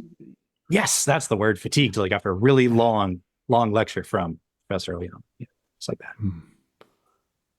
But nothing else. Nothing like sickness or headaches or no other passing out. No. Everything has been fine since then. I've been just working on the Buddha booty. He gives a little finger guns to Neko there. And it says, all the students are back to normal. Professor Oyama also, he was out for a few hours, but he woke up and very strange, but everything's been fine since then. I've been getting a checkup every week just in case, but yeah, doctor says everything's great. Yes, a checkup. That's a good idea. Yes, it's a very good idea actually. If you could get the professor, that'd be amazing. Yeah. No, you can head over anytime. KIOT offices, he gives you directions, just like a 10-minute walk from the university. Cool. Well, thank you for your very warm welcome. We'll be. Yeah, he said, I'll be waiting for that phone number. Yeah, you wait. Good luck with your thesis. Looking slightly askance at the Buddha. Yeah, Buddha gives a little thumbs up. That's It terrible. feels vaguely disrespectful in the back of Keiko's brain. Yeah. She's too polite to say anything. Okay, that's Perfect. good. I guess as we're walking away quietly, he Mhm. didn't have an implant. And he's all right. He passed out, but he's all right. So yeah. I should be all right. But I'm going to get make an appointment with my doctor to Of get. course, checked you up, I passed think. out. Sorry, Uncle. Of course. How are you Yes. feeling? I'm all right. I feel a bit weary though. It's a bit out of breath going up those stairs. He does tend to get out of breath going upstairs anyway. But yes, I'm feeling a bit drained. I think maybe I need a sugar boost or something. Why don't, if you want to go and speak to the professor, shall I go to the laboratory and see if I can use their equipment to find out what I can about this circuitry? I will meet you there. I suppose I should be there for the professor to make proper introductions. Of course, Uncle. It's down this corridor. Take a left, down the stairs. Take a right, go up the stairs. Take another right. Come back down on the hall by yourself. You'll see 3 doors. Ignore them all. Take another right, down the stairs. Then you'll be at the laboratory. Sorry, can you run that by me again? Okay, and then I do. Okay. Which is basically. And a I write spiraling it down circle. as he does this. Yeah. Perfect. 3 doors. All right. Ignore This them. is good. Then let's do another. Should I go with Takashi? I mean, if he passes out again, that might not be a good thing. That's a good idea. I think Uncle Takashi should have someone with him. Thank you, Auntie. It's very good of you. Yes, please do. Yes, thank you, and thank you for dragging me across the floor in the temple earlier on. Well, all those Pilates and those the Les Mills workouts and everything do pay off eventually. That's how I keep my youthful figure. Now you two go off. Be good. Okay. I will keep an eye on him. It will be fine. And please call me if you hear from the hospital. I just need to know. Of course. All right. Then the twins can make their way to the office. The vaguely related, potentially siblings-in-laws can make their way to the laboratory. So, Neko, tell me all about Los Angeles. Oh, it is Is it- bright and warm and full of beautiful things. And a bunch of very Did you meet any strange people. famous movie stars or anything there? Of course. I mean, they're everywhere. You can't throw a Cartier, watch and not hit somebody that's in something. Whether they're in sounds front very of the glamorous. camera or behind the camera. Oh, the parties my husband and I used to throw. I miss that. Oh, I don't miss wonderful. him, but I miss that. Very. Now, He can rot in hell or in jail. is it left or right here? Yes, you can find your way to the lab. No problem. Students will help Navigate guide you. And actually, you are eventually guided to the lab by the students, and you eventually find yourself back at the lab you came from, as that was the the main IoT and AI lab. Is this where we're supposed to be? Could you? Yeah, I think so. I'm going to switch to the others for a minute, but could Takashi make a electronics or electrical repair roll? Your choice. Absolutely. To I'll more make an closely examine electronics. this thing. I'm slightly better at electronics, electrical repair. All right. And there you go. There you go. Hard Some success. of the other students will help you Yeah. as you're looking at it, and you will indeed find something. But I'm going to switch the others before you discover what it is. The twins. You get to KIOT. It's pretty close to the Katsudo campus. It's on the 5th floor of an office building. Pretty small company, only about 10 employees. You are secretary meets you and very quickly, understands that you're there for a meeting, and will guide you into a little meeting room. And Professor Oyama will show up, and very quickly sees Hanzo. Just Yamamoto, it's so good to see you again. Professor, wonderful to see you. How are you? Apologies, my sister, Keiko Yamamoto. So yes, Professor. I've heard so much about you. How was did you well, I'm sure you did. How was your career going at the hospital? I believe you would have entered by now. Oh, Keiko looks slightly surprised. Hanzo must have talked a lot more than she thought. It's going quite well, thank you. I've only been there for a year, but I believe my career is progressing quite well. That's wonderful. I don't go to the city university or hospital that often. I hope I don't have to go there anytime soon, but if I do, I'll make sure to request you to be my practitioner. Why, thank you. I am honored. I did hear you had a bit of a health scare recently. I was wondering if you're doing all right. Yes. Yes, that's what you must have heard of. Is that why you're here, Hanzo?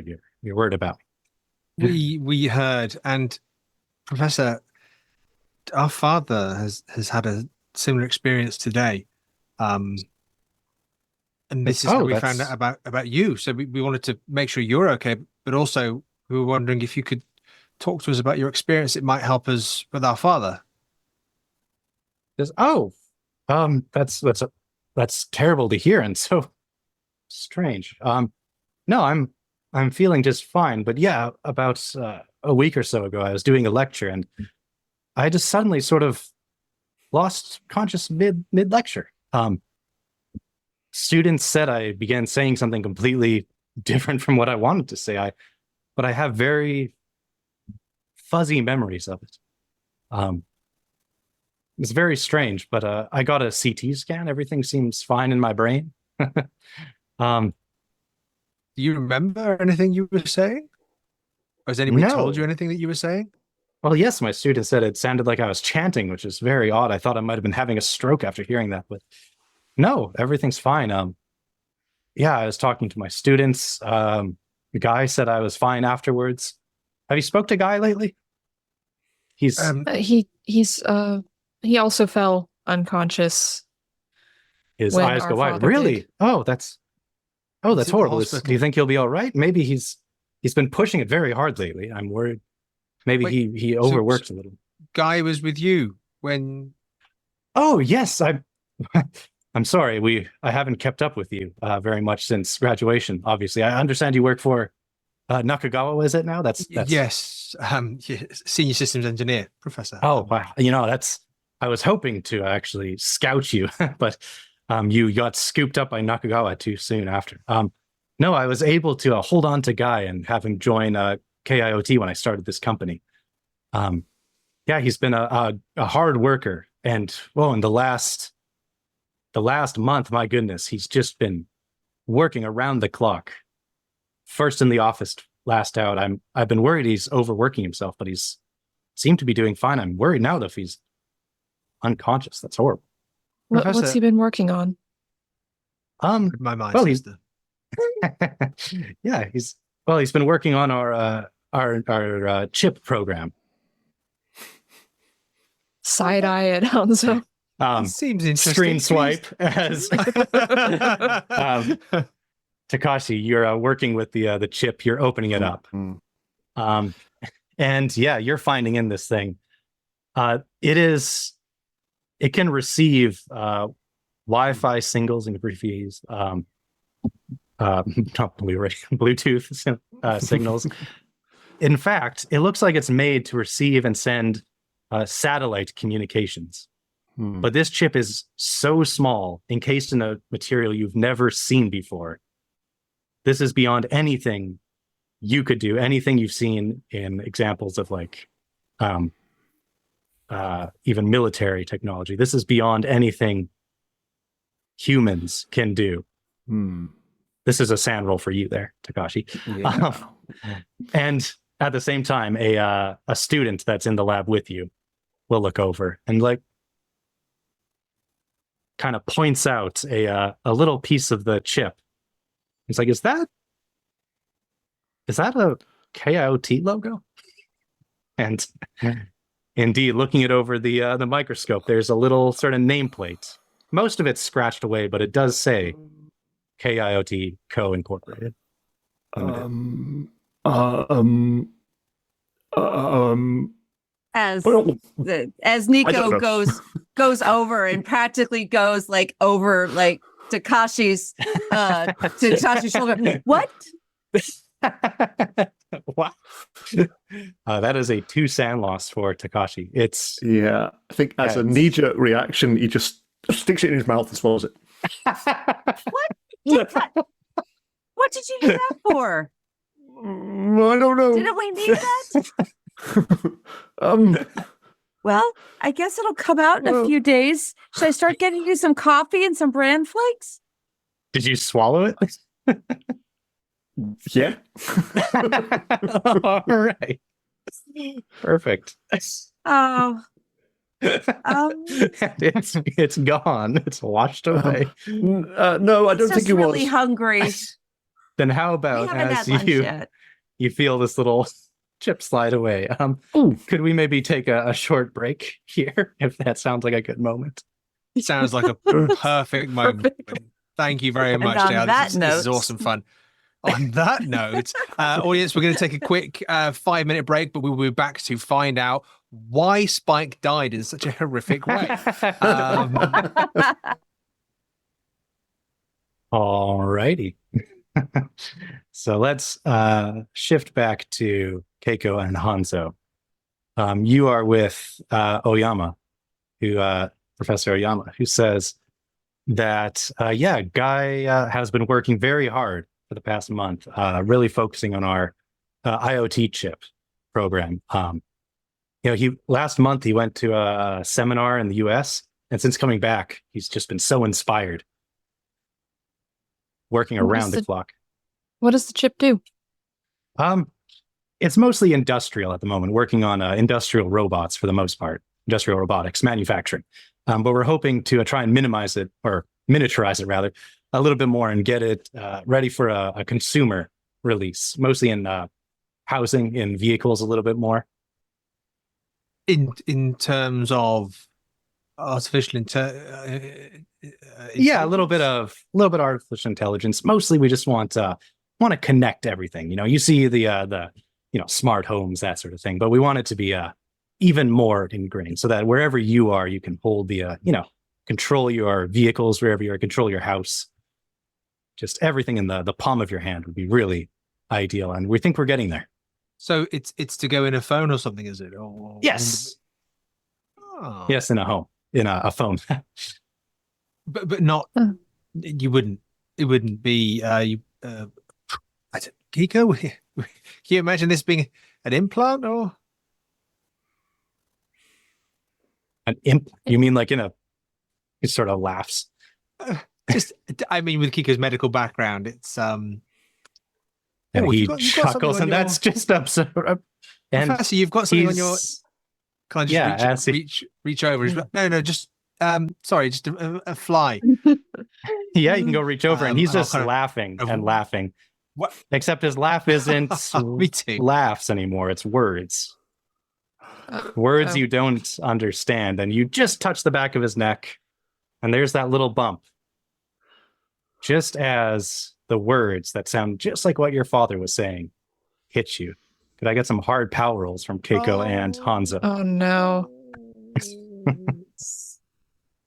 Yes, you can. Perfect. Oh, look at that. Look at that. Then you both feel this tug inside of you again, but it doesn't go too far. You get a little bit of sort of swimming vision. Oh, actually, Rina, sorry, that was not a hard Yeah, success, was I it? didn't get a hard. I just got a regular. Would you like to spend the luck, or are you okay with Look. taking? I'll spend the luck just for the sake of progressing the story along. Fair enough. All right. Then yes, you're just about to. Your vision is clouding, but you well up with some inner reserves and are able to keep your eye on the prize of consciousness, I guess. Oyama, a little bit of foam comes out of the side of his mouth. His eyes roll up. Some of the other staff maybe outside, the secretary sort of pokes their head and was like, what is, and then they just fall over. A little bit of white light comes off and drifts away. And you note, just briefly, it kind of heads, well, maybe you don't really know your cardinal directions, but it goes in a direction. Out a I know the campus pretty well. Then it's going to the north. But just as Oyama is about to topple over, the words he's saying change just briefly. And again, he says, the day of the demon king's arrival draws near. Bring your spirits to me, dominion of our kind. And he topples over.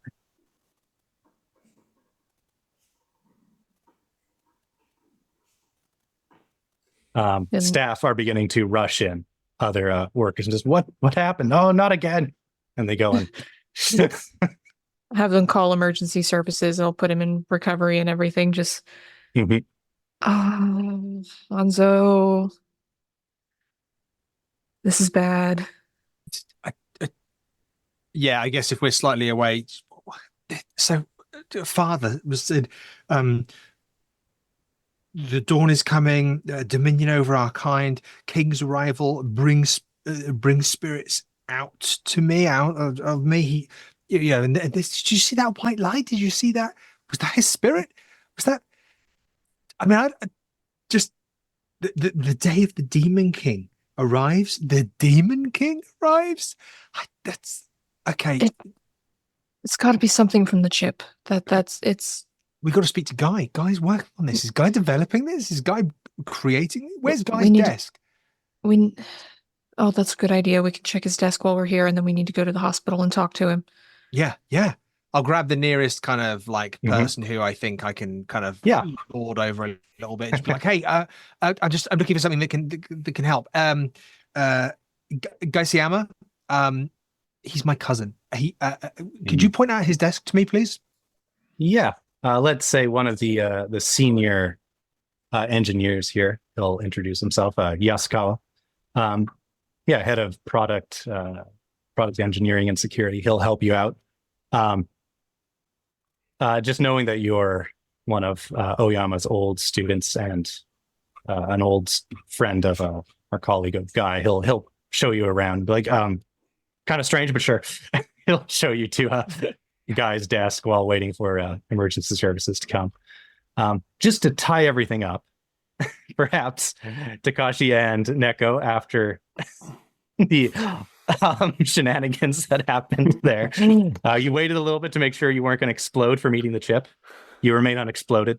Do you think it would make sense for the two of you to head to the KIOT offices to we could even message them and say, it's happened again, come here?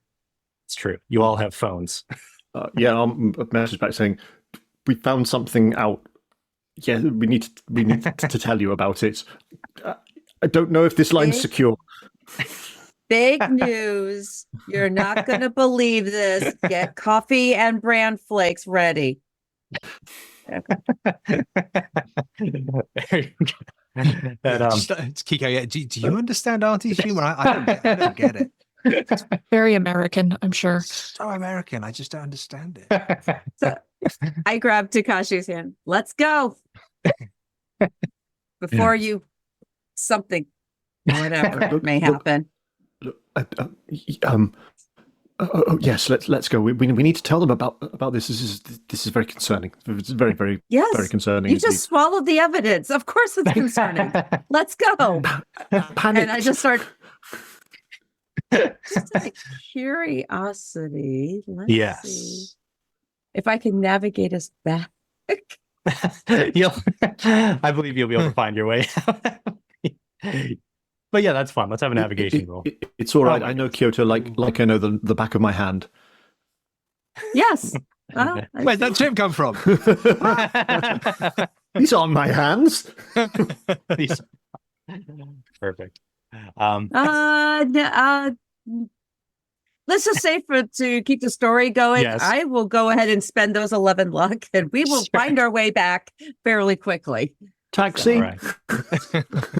You take a taxi down the road and find your way to the nearby I can see it from here. Okay. But yes, you'll eventually get your way there as the other two are working. Yeah. So you've reconvened, brought the party back together. So you're looking at a guy's workstation, correct? Mm-hmm. All right. I've got a concern about these chips. They are receivers and transmitters, and as far as I could work out, they seem to be receiving some sort of a satellite signal. I think my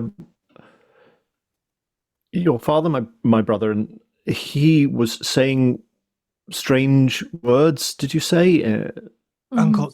The professor again. He's had a second signal seizure. Keiko and I just witnessed it. He's just dropped it, but his language changed. He said, "The day of the Demon King awakes, bring your spirits to me." And this like white light drifted out of him and moved approximately north of our position. Was it a spider web? But I think this is what's happening. These chips are receiving a signal and then transmitting it through the person that they've been implanted into. Somebody is sending these signals out from somewhere. So the chips, they're made by the KIOT. Yes, that's what we're looking into right now. Guy Sayama was on that. Should not have what? Oh, sorry. Oh, I was just saying he should not have swallowed that thing. Uncle. Yes, I think I might have made a small tactical blunder. What? I didn't know what else to do. Or else they were looking over my shoulder, and you said the logo, and I panicked. Are you feeling okay? Has Auntie, has he said anything? I'm fine. Did he say anything about the Demon King? Nothing so far. No. All right, Hanzo, I think we need to finish looking through the desk and finding what we can, and then get out of here and discuss with Uncle what to do about this situation. So as we're searching the desk, we'll say to Uncle, who is he also the uncle to Guy Sayama, or is that a different side of the family? Guy Sayama is very distant. Okay. You will know that he like his shrine is fairly near to yours, so it's maybe you're not actually cousins, but you feel like you might as well be cousins. Okay. Or very distant cousins, but you've met each other a lot. So his grandfather was my grandfather's brother's cousin's pen friend. Cousin's second husband. Yes. Gotcha. It's quite distant. Perfect. Ours is the Take away the Shimogamo Noli shrine, first isn't off. it? Yes, yours is the Shimogamo Shrine. Shimogamo Shrine. They work at a Kifune Shrine. Kifune Shrine. North, I would surmise. He says dramatically. Yeah. As you're looking through the desk, there is obviously a lot of work equipment all over. There are other chips.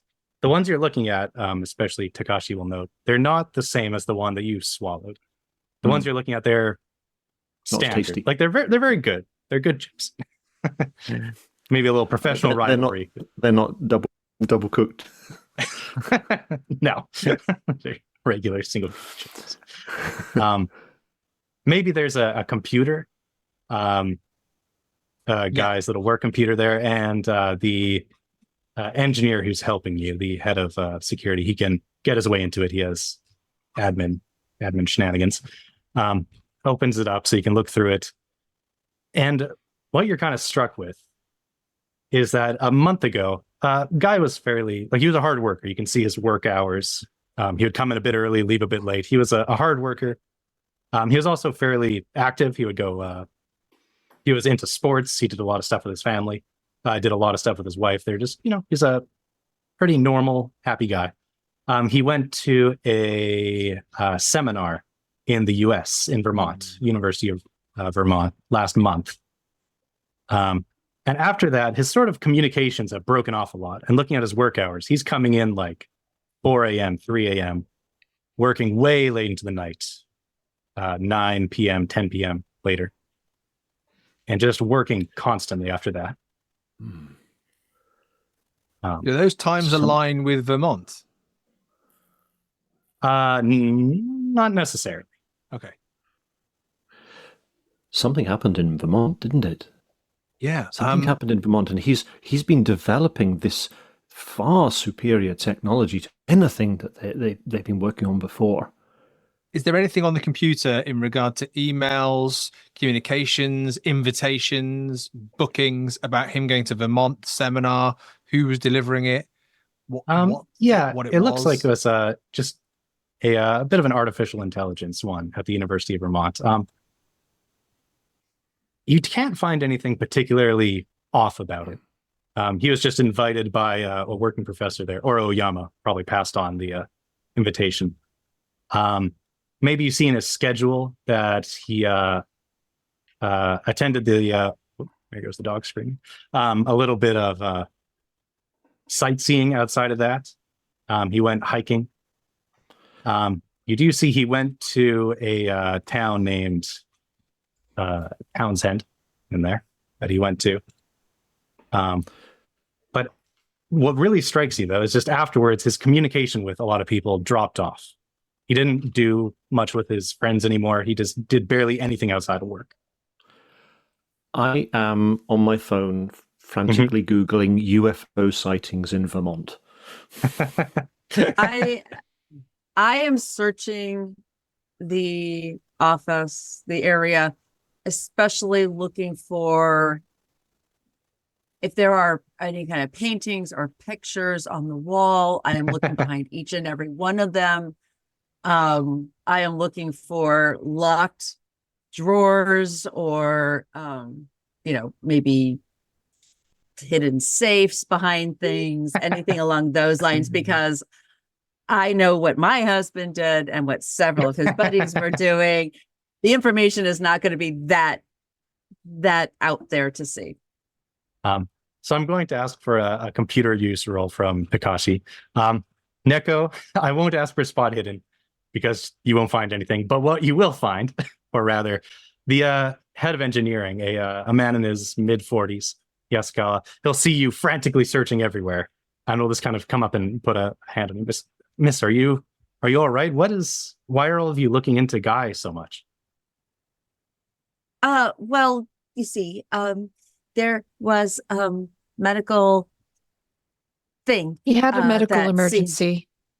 Medical emergency. Similar to Professor Oyama, and I'll pass over my business card. I'm looking into seeing if there's anything that can explain it, especially since the professor seems to be having a recurring episode at the moment. So we're hoping we can help both of them at the same time. Similarly, as to when the police. My niece is also were here. single. Auntie. He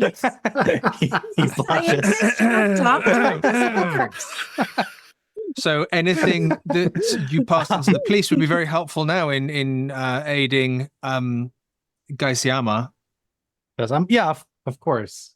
I don't mean to, listen in, but I did listen in. You said something about a chip? Yes. He again sort of looks around. Maybe police are starting to come in, and they're looking at Oyama, the paramedics. Says, you said he had a chip in his neck. And not the potato kind. Yes. And he's just sort of looking at you like, what? He knows something. Spit it out. It's been a common factor in several of these occurrences, which is why we're looking into the office here. Yeah, he says, at Neko's demand. He says, I don't know anything. All I know is Guy's been working so hard. I didn't know that Professor Oyama had a chip in his neck. You said someone else had that? What? Have you looked at it? Yeah. Yeah, our uncle's looked at it pretty closely. I mean, he's become very attached to it. I'm totally focused on the phone. Yeah. It's right. It's Vermont Yes. near Virginia. Right. Could I get that computer roll? Computer use. Computer use. Absolutely. So you're That's Googling a hard success. Yes. Yeah, you look into Vermont, you look for UFO searches, and yes, there are goodness. stories of lights in the sky in rural Vermont. There are stories of things in the woods. Are there It's nothing stories of chips? specific. Are there stories of people collapsing, fainting, speaking, saying weird things or anything like that? No. Nothing like that. No, but you definitely search into some out there websites. I'm just going to look up from the phone. We need to go to Vermont. I'm sure in the interests of the remaining hour and a bit of this scenario, booking tickets to Vermont is exactly what we should do, Uncle. It's all right. I'm on it. I'm on a travel website looking at airplane tickets. We have to fly to, and this is going to take all day. This is going to take too long. There are no Just check direct in flights from Kyoto to Vermont. I'm sure there isn't, Uncle. Keep looking. Keiko. Would you call the hospital and is Guy still there? Has he woken up? I'll step out and call the hospital. Yeah, you can call and they say, no, Guy Sayama. He woke up about 2.5 hours ago and left. We passed on your message for him about his wife, but he said he would be back later, and then he just left. Actually, she's actually just waking up now. What timing? Great timing. So coincidental. Guy. It's not Guy.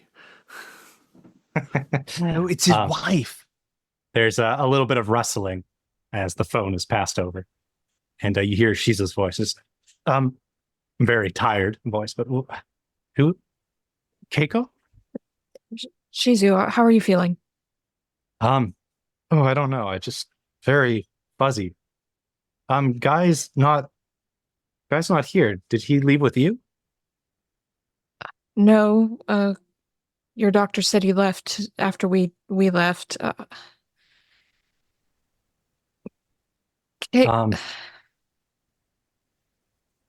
Have you been feeling anything strange of late? Strange of late. Well, I pauses for a minute. Well, guys, lately we've been a little bit strained lately. He's been working so late. And even on weekends he's always off hiking. It's been really hard that way. Do you know where he goes? Yeah, he likes to hike up behind the shrine up to the hills. I wanted to go with him, but he said he just liked to clear his head after working so hard. Did he talk to you about anything about his work? His work. Something about making a chip. She begins. Her words become wrapped around each other, confused. But then she sort of shakes off of it. Says, yes, something about a chip. I remember. Oh, God, I remember. Yeah, wait, I can't remember. Oh, a little bit after he got back, he spoke to me. I don't remember. He did something. You can hear her start to sort of break down on the other side of the line. Is she all right? She doesn't sound all right. No. Shizu, let me speak to your doctor and you get some rest. You've had a rough time of it. We'll find Guy and bring him back to the hospital, okay? Yeah, she just, please get him, find him, get him, help him. But she just keeps crying. And then, the phone's handed over to the doctor, and the doctor's like, what did you say? I just asked her how she was feeling. Clearly she's under some sort of great strain, whatever this incident has caused. She needs to be kept under close observation, perhaps sedated. Yes, of course. We'll handle that. We still have that chip we removed from her. Have you found anything about this? Is this impacting her? Is this why she's so? We think so. I'm looking into it. Okay, well, if anything happens, we'll call you back. Thank you. The chip was removed from her, and she's still glitched. She's glitching. Yes. Be some residual effect. There's something she can't remember as she was trying to remember. We need to go to the shrine, to Guy's shrine, and Kifu shrine. Absolutely. He's goes into the hills. Did she say? Yes. Behind the shrine. And he's disappeared now. That he'll be there, won't he? Very possibly. Do we think it's still Guy? Do we think it's Guy? Who else would he be? Something happened in Vermont, and when he came back, he wasn't the same. And look what I found, and I'll sort of scroll through all the articles that I found. This is what's happening. This is what's happening. This technology that we're seeing, this is extraterrestrial technology. You realize that, don't you? This is extraterrestrial technology. Oh my God, I swallowed one. And he shows you a bunch of Bigfoot websites. Ushering Uncle Takashi out of the building as we go to get a cab to the shrine. Uncle, there's no such thing as aliens. But be rational. How do you explain this technology is it beyond human capability? Hanzo, back me up here. This is far in advance of anything that humanity has yet designed. Uncle, I do agree with you, but remember what you used to say to me when I was a little boy. Star Trek, the technology, it seemed magical. It's futuristic. But look, I have one of the transcorder in my hand right now. There might be some company out there that's working on this that in Vermont, perhaps, that is just so advanced and secretive about their developments. And I'm not very convincing in what I'm saying. I'm just trying to probably convince myself, probably convince Uncle, but I also believe that this technology is way beyond our capabilities. Of course, aliens are real. Oh my goodness. There you are, you see? Can you possibly think that we are the only remotely intelligent life in this entire universe? Of course they're real. I swear, and half of them are staying in Hollywood. You don't want to go. It's terrifying. The other half in Vermont? Well, Vermont is beautiful this time of year. I'm just saying. I mean, if you're going to be anywhere, might as well be in Vermont during the fall. Hanzo, don't encourage her. Sorry. Taxi. Yes. Getting a taxi. Yes, you can take a taxi through the evening rush hour. Do we need to get some hiking boots? Up to you. Yeah, you can stop by. We don't have time, Uncle. All right. If the traffic gets too bad, we will jump in different mediums of transport to get there as quickly as possible. And obviously this is our home turf, so I imagine we know the best transport systems to do that. Yes, you'll get there pretty easy. You go back to the station, and then you can take a couple train transfers, and it drops you off about a 20-minute walk from the shrine that you can walk over to. 20-minute walk? Or a faster if you shuffle. But you get there. Takashi is red in the face, sweating. His shirt is stained around the armpits. He's gasping for breath by the time you arrive there. Come on, we're nearly there. Come on.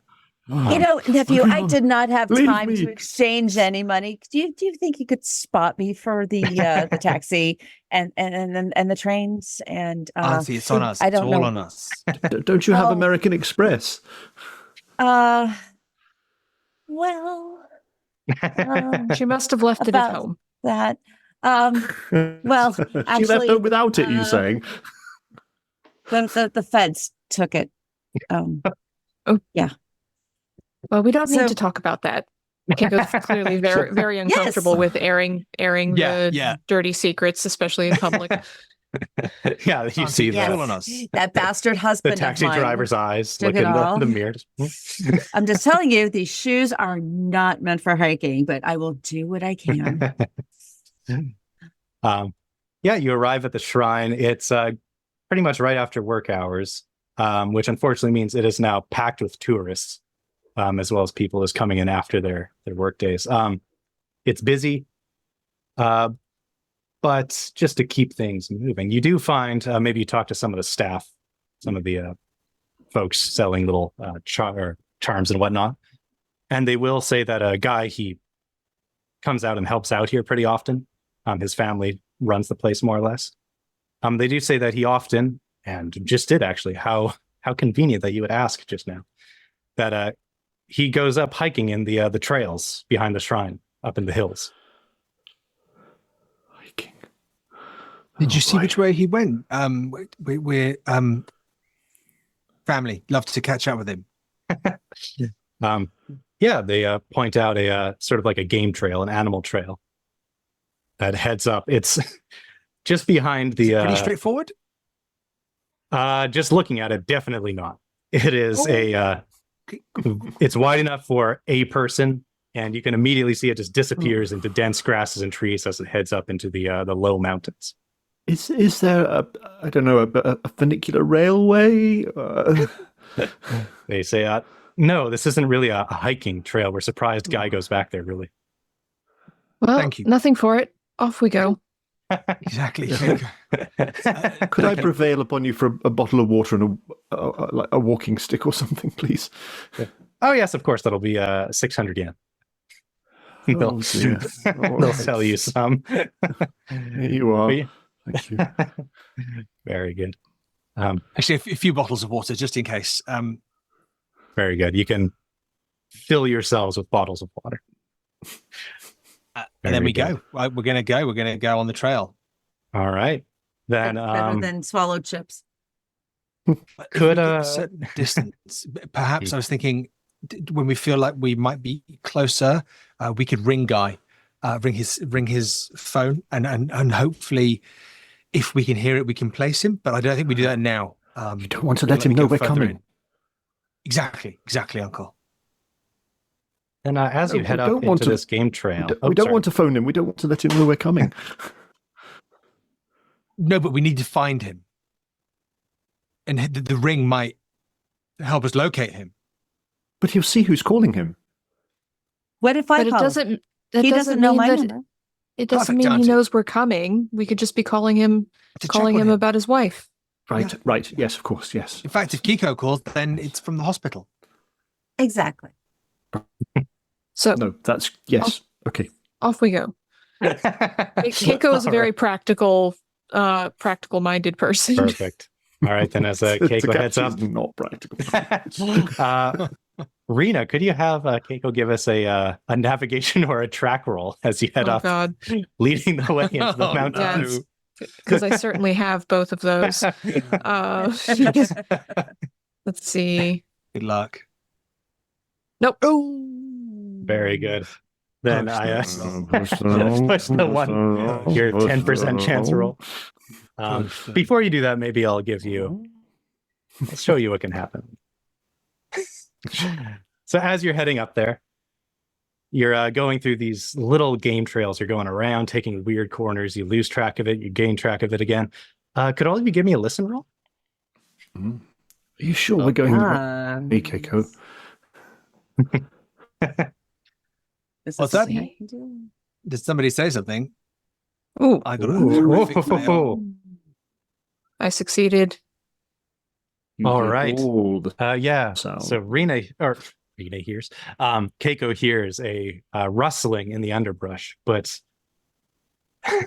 Neko, you hear the very somehow you know what the sound is.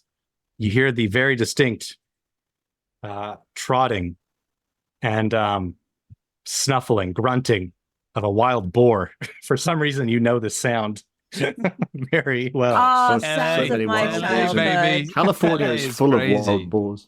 Most people have them on California is full of wild somethings. Let's just say silver that. chains, So, pet boars on Excuse silver me. chains. I think it was some underground Well, show that I no. saw once. There was somebody there in a costume Yeah. with a.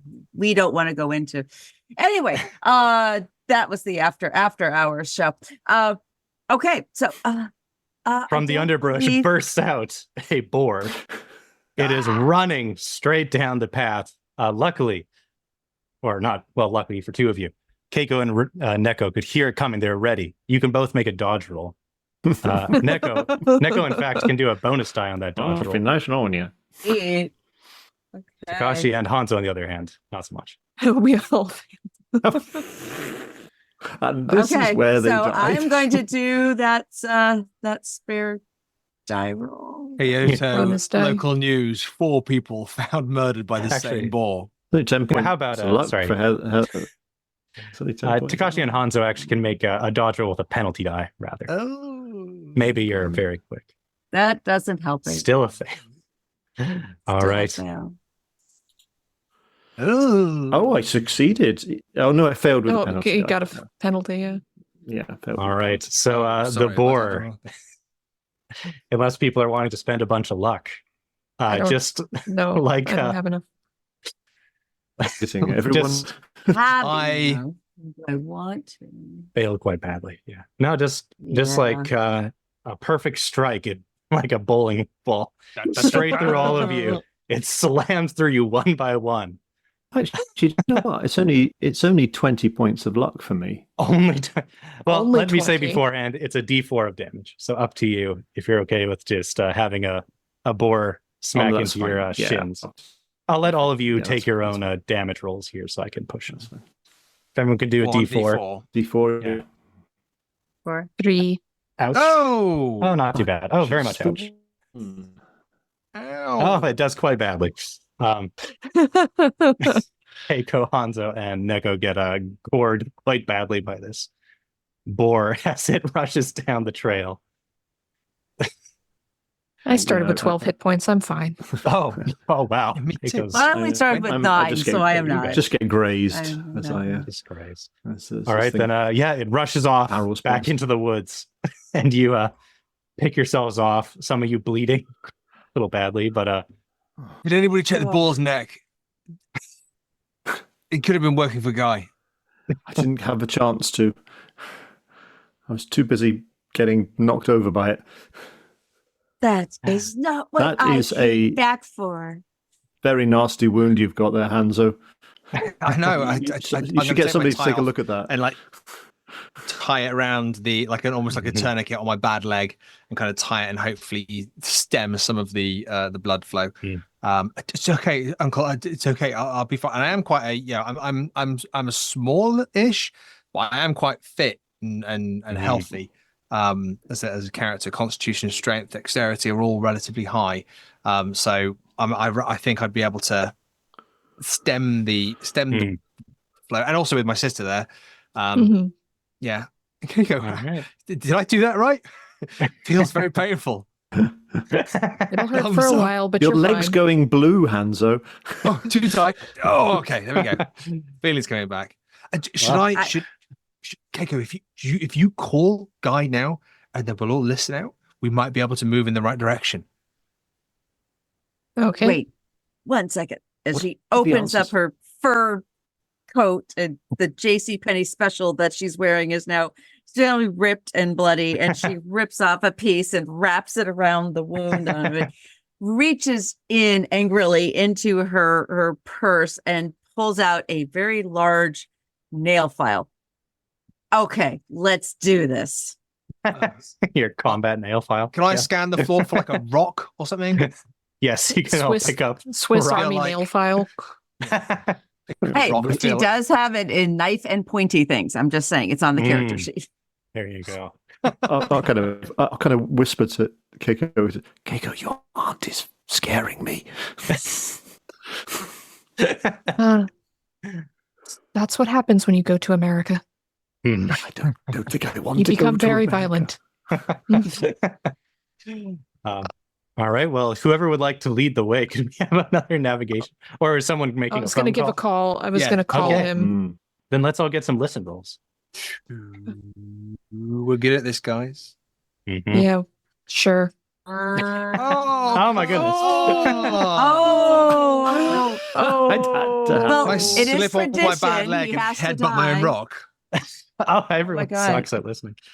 But Well, No, luckily, I Heather won. passed. I got it. Neko can hear things. Heather got it. Neko, However, you do. Hanzo hears something else. Yes. It's the ball. You know what? I do like that. Okay, so Neko, you Yeah. you hear a faint ringing in the distance, and you think you can pick out which direction to head. I take a minute and like close my eyes and I'm like, that direction. That Okay. way. So you'll be able to make the rest of this without a navigation roll. Good idea. That's smart. So with the listen roll, you know your way there. With the fumble, you don't hear anything at first, Hanzo. But the ringing eventually stops. You don't really know that. Just Neko will say the ringing stopped. But you think a little bit after the call, you faintly hear what you're almost certain are screams, very distant. But no one else seems to hear it. No one reacts, only Hanzo. You think you hear the distant chorus of screams. Briefly. You guys hear that? The screaming? Screaming? No. Screaming. No.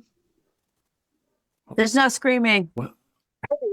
I can hear I don't screaming. hear screaming. Well, let's go then. Shh, listen. Do you smell that? You smell that?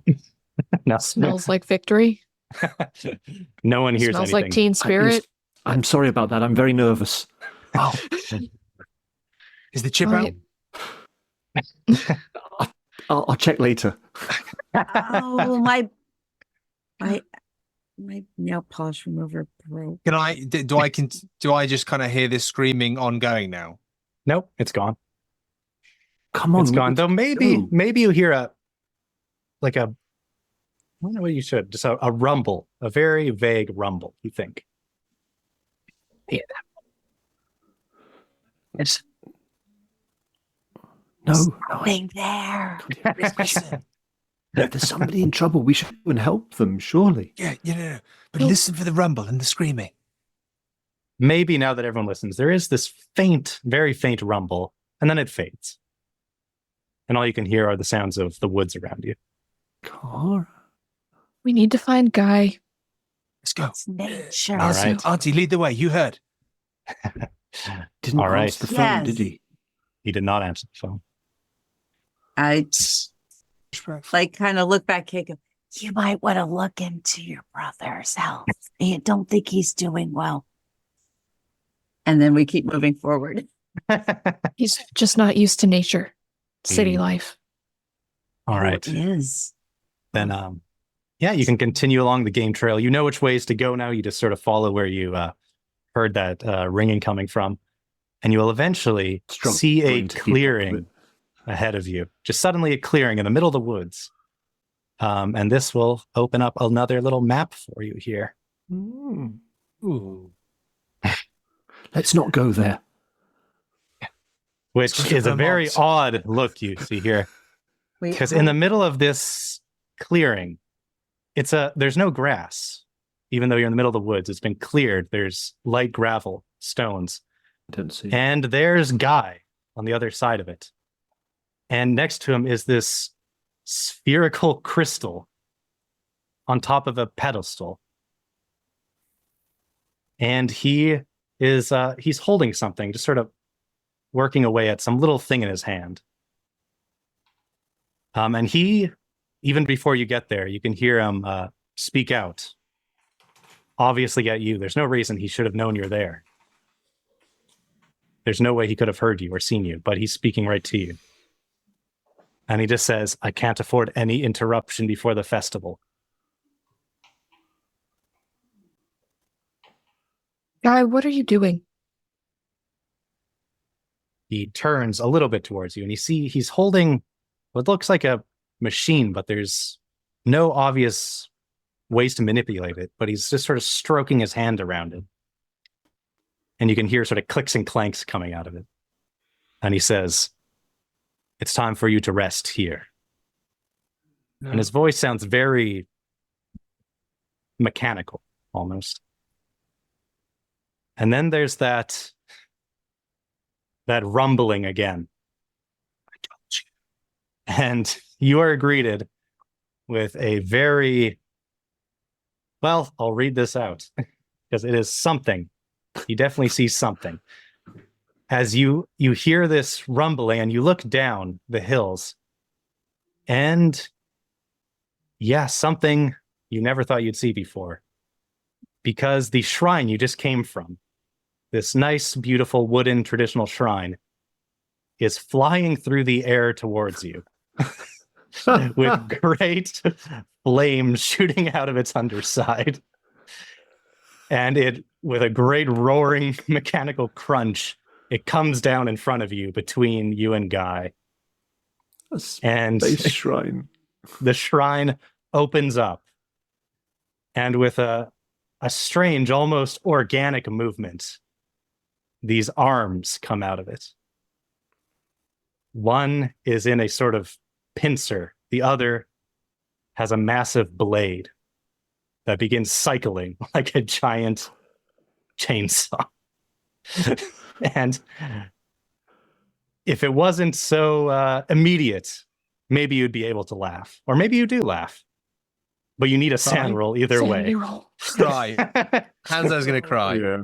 I put my hand on Takashi's shoulder and go, okay, this might be the 3 riddle and I slammed with the Red Bull, but do you see that too? Hard success. This is a sobering moment Very for nice. Hanzo, and he gets a hard success. He he snaps out of his, I'm hearing screaming, I'm hearing rumbling. I've been vindicated because of this crazy killing shrine organic machine. All right, so those of you that succeeded, just 1 point of loss. You're able to push aside eyes on the prize, which is not the giant robotic organic shrine in front of you. I did not succeed. Yes. Takashi, though, maybe realizing that there might be some connection between this It's moving flying shrine and Space shrine from Vermont. and perhaps you realize you've ingested something perhaps related to this. It's looking let's at your have belly, that. Uncle. I might have just evacuated it. Could we get a D6? Oh Christ, yes. D6. Oh, there you go. That's 6 points. There we go. Is that Goodbye, Uncle. Yes. we get an intelligence roll? Rina. Yeah, it's not enough to take me down to a definite. Yeah. But I'll give you an And let's intelligence. at least Bring get on that the intelligence. madness. Bring on 6 the points. madness. I'm having to do sums. I hate having to I do sums. have to do An intelligence. yes, an roll. intelligence roll. Oh well, yes, obviously I Yay. succeeded that. Yeah, Out, you out. are 100% aware that you have consumed, and it's obviously aliens. Yes, Vermont aliens. It's the aliens from Vermont. And you've consumed their horrid technology. Could you give me a number 1 to 10? And I'm going to use one of these lovely bouts of madness cards. Which are available on the Miskatonic 10, repository. They're 1 to 10. fantastic. Yes. I'll tell you what I'll do. Seeing as we've got people watching and on the stream and stuff, first number that I'm given is what I'll take. Get tapping numbers in the chat. Tap your numbers in the Alright. chat. JR, would you mind holding up an example card? Because they are fantastic. One that Yes, might not they- come up in the 1 to 10. Yeah, they are gorgeous. That look like that. Anybody Beautiful, want to give a number? beautiful. Have some Very fun nice. on They're there. beautiful. Yeah. Read that. We And do to, have a number. those are by Aaron Sinner and Todd Walden. Very nice. They give them a little shout out. Come And- on, Is it- chat. We need a Here we number. go. There we 4. go. Thank you. Cobra. Thank you, Thank Cobra. All right. 1, 2, 3, 4. Here we go. You only live once, carpe diem. For 1d10 rounds, Oh, the no. investigator will give into their base urges. Because why not? Because why not? Why not? My base urges. Up to Join you me, Takashi. to interpret Join that. me. If you want to do a D10 roll and then determine what you think Takashi's absolute base urges are I'll roll a D10 at this and moment, see how I'll leave long that up this to you. lasts. But let's go into Dex order here. Hanzo, you are the quickest. Yeah, What do you do? run There's the this- fastest. No, Run the- I'm okay. So there's us. Mhm. There's the organic killing shrine. Yes. Then Sayama there's guy on the Sayama other guy. side. And he's playing with some machine. Behind him is a crystal structure on a pedestal, and the crystal is glowing kind of faintly white, and there's this vapory, silky movement inside of it. Okay, approximately how far is there between me and the crystal? There is what looks like roughly 2 rounds of movement between you and the crystal. If I were to throw my rock with my unpracticed throw skill, I would just ask for a throw roll. buckle up, guys. I have base in throw. All right, you immediately whip that rock. You whip the rock. I mean, you're technically not doing this opposed to anyone. If you would like to push your throw, I'm not opposed. Could use luck. Yeah, if you'd like to use a bunch of luck, by all means. That's a lot of luck. It is a lot of luck.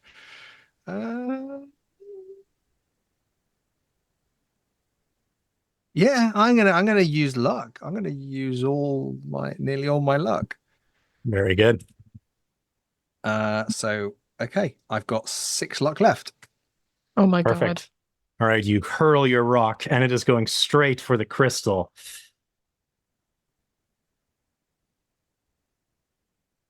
Really? Oh, sorry, I meant Oh. 1D100. That would have been great.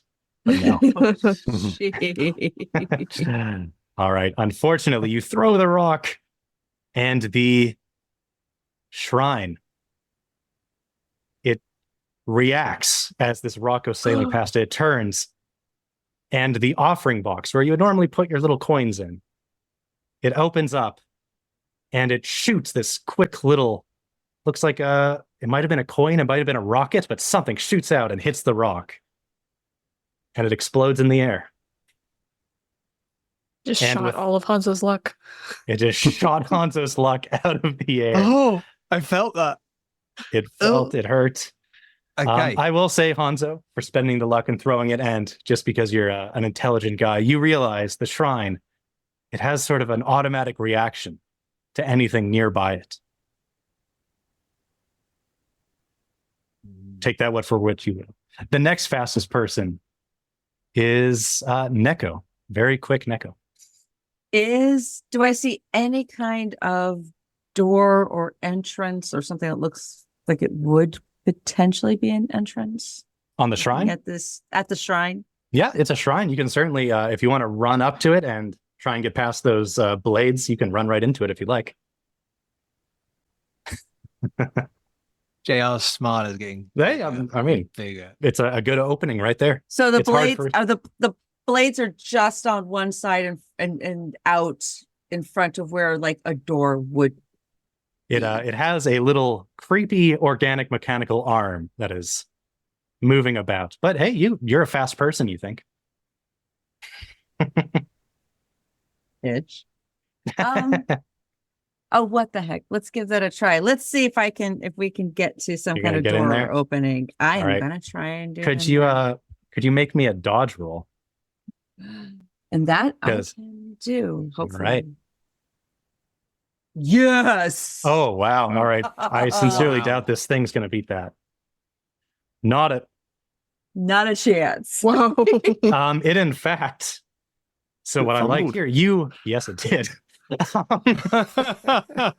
You sprint through the arm, Sprint. and the chainsaw comes down at you, and you jump up into the shrine, and it brings the chainsaw down against itself, cutting across some of the pillars as you rush inside, doing a bit of damage, maybe giving you a hint at what would happen if it hit you, and ripping away great chunks of the wood and paper paneling, revealing these again, sort of gear-like, mechanical, but also organic innards that have been built into the shrine's walls.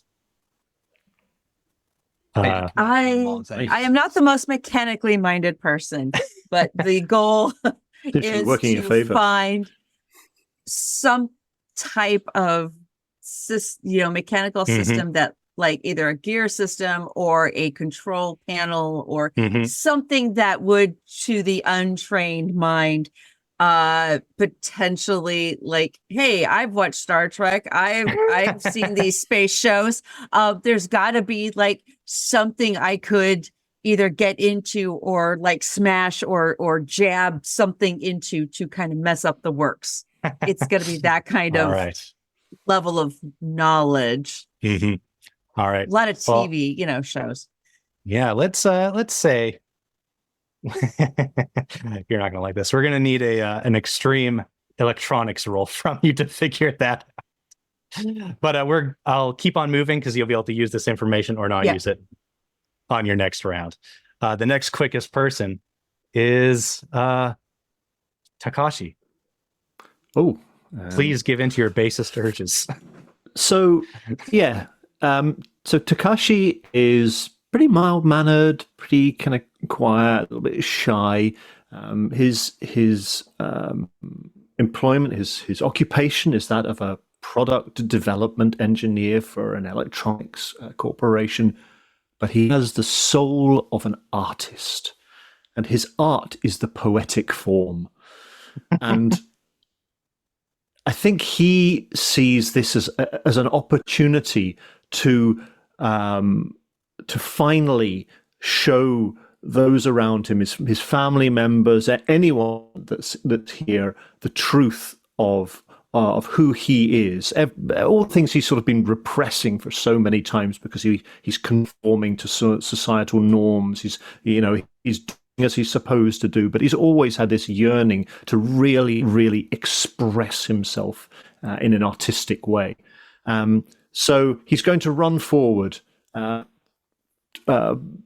unbuttoning his shirt. He's going to take his shirt off, so he's bearing his soul and his chest to the world, his voluminous chest to the world. And I think he needs a platform. He needs something that is raised up so that everyone can hear and see him as he recites the epic poem that he's preparing in his head as he runs. And what better place than on top of this flying shrine, really? So he's going to run forward and attempt to scale the side of this little building and climb onto the roof of it. So as he kind of throws his shirt to the winds and stretch his arms out to the sky and start pronouncing. I love it. So if there's any sort of a roll you'd like me to make, I would indeed like a couple, perhaps. Probably at least a climb roll, but also. Is Takashi in any way trying to avoid the giant saw that will be descending on him as he runs past? I mean, it'll stop him getting from where he wants to go, so he'll kind of probably try and duck out of its way as he runs. Let's get a dodge roll first. Yeah, I mean, he's followed not up with really a climb particularly. Yeah, I think it's unlikely he's going to dodge this, but you never know. Not a chance. Right. Well, perhaps luckily I haven't got enough luck to save. Maybe the shrine was busy trying to get the saw out of itself because it had impaled itself trying to get at Neko. Luckily, it failed quite badly too. So even if you had a bad duck and weave, you're able to get past. Let's have that climb roll to get on top of it. Okay, yeah. Right. There we go. Hey, there you go. I was prepared to spend all my luck to make this climb roll. Takashi. Great chest bared, maybe your shirt billowing behind you. Climb atop the shrine, ready to unleash your poems upon everyone next round. Upon the unwitting world. Stand roll, everybody. The world is not ready. The world is not. Oh no. And finally, Keiko, you've witnessed your family having some questionable actions. How will you? What will you do here? Well, is there a way I can go around towards Guy? Like, the house is busy with the other three at the moment. It's not like I've got a firearm or anything. So I want to, like, even if it takes a little bit longer, go around the long way around to try to get to him. Because maybe if I can stop him, it'll stop everything else. Yes, you most certainly can just run about through the woods instead of trying to go past it. It will take a little while to get there. As a next round, you'll reach him. Unfortunately, that stupid little offering box opens up, and you suddenly see these, well, rocket coins fly at you. Luckily, they just smack into the trees, blowing off little bits of bark all around your head, but you're able to rush past it. And yeah, you will soon arrive at Guy, who's, again, just sort of fondling his little machine here. Which finally brings it to the shrine itself, who is having an issue of someone inside of it and someone on top of it. Who is the bigger threat? It's hard to tell. Oh wait, no, You ain't sorry. heard the poetry yet. Yeah. Does the machine make a sound roll? It yeah. I love it. It's first going to try and shove that saw blade into itself at Neko again. So it's going to get a penalty die, but if you'd like to roll your dodge there, Heather. Yeah, wait. Where's my right? There it is. Okay. Roll a I have to D10. find my mouse. Okay, dodge.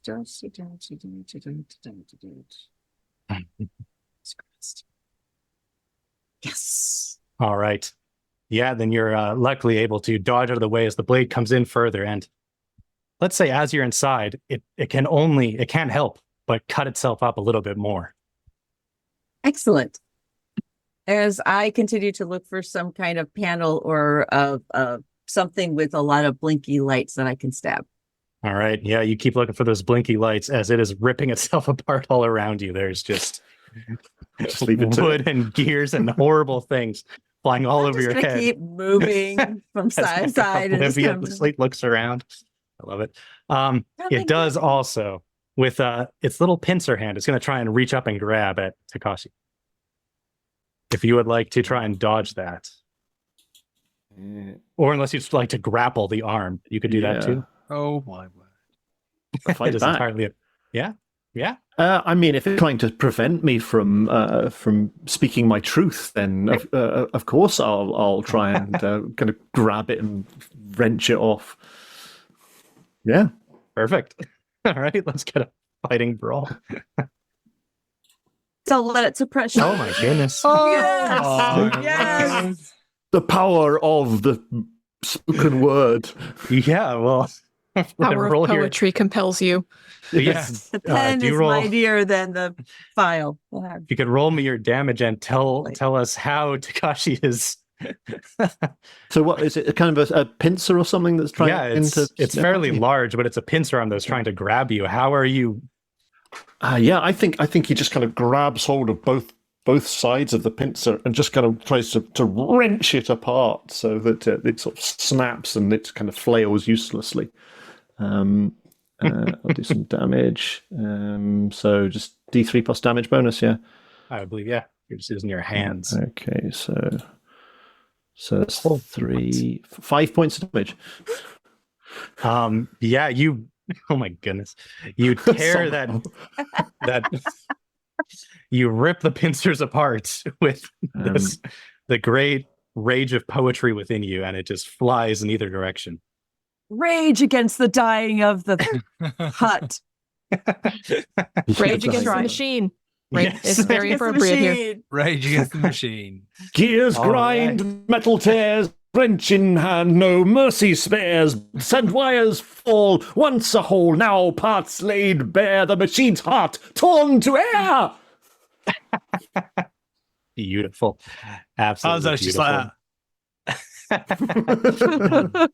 All right, and we're back at Hanzo.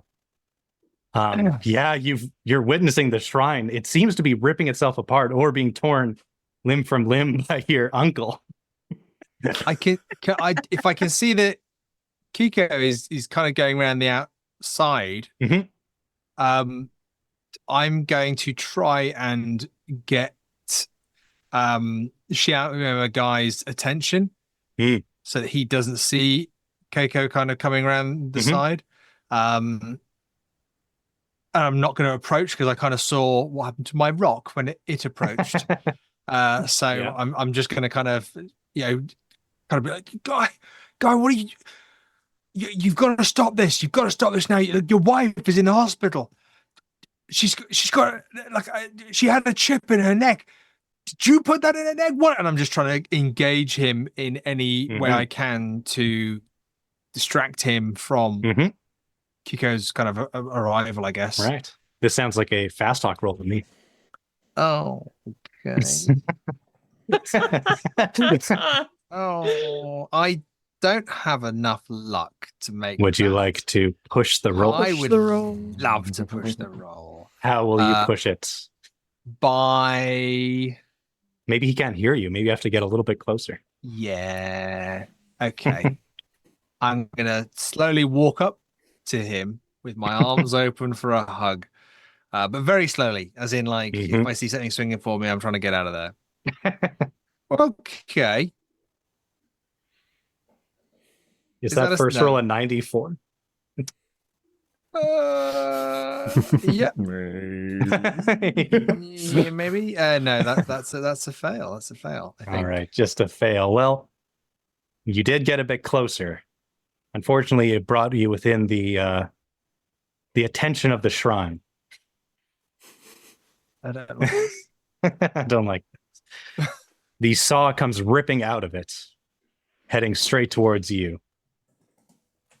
Okay. Let's say I'll give you the dodge roll. Okay. I mean, I don't want to do this, Keeper, but if my daughter was playing right now, she'd probably just start crying and say, I don't want this to happen. And then we just changed it so that it wouldn't happen. I know she's 6 years old, but just letting you guys see. Luckily, I did not produce you, so I don't need to care as much. It's fine. Okay. Oh dear! I caught it in my chest. You catch the blades. Some shrines don't deserve your love, nephew. You successfully. I mean, if the blades with your neck. Yeah. If the goal was to catch the blades with your hand, you did it marvelous. You catch 12 damage, is what you catch. Holy shit! Oh no! Is that you? In my head, Keeper, can I describe? If you would like to describe your head and what happens to it. So kind of going forward, trying to kind of distract. Oh, please tell me this distracts Guy enough. It's got to be. It's got to. Let's see your description. Let's see if this is worthy of distraction. I'll try to distract Guy, trying to allow Keiko to get closer.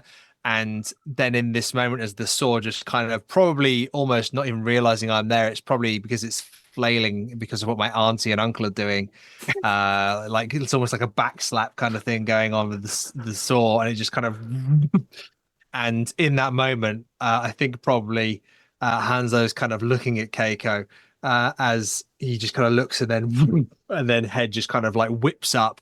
A huge spout of blood just kind of sprays out, probably covering Uncle Takashi as he's giving his last like kind of parts of his poem. So he looks like some kind of Japanese samurai warrior now, sprayed in blood.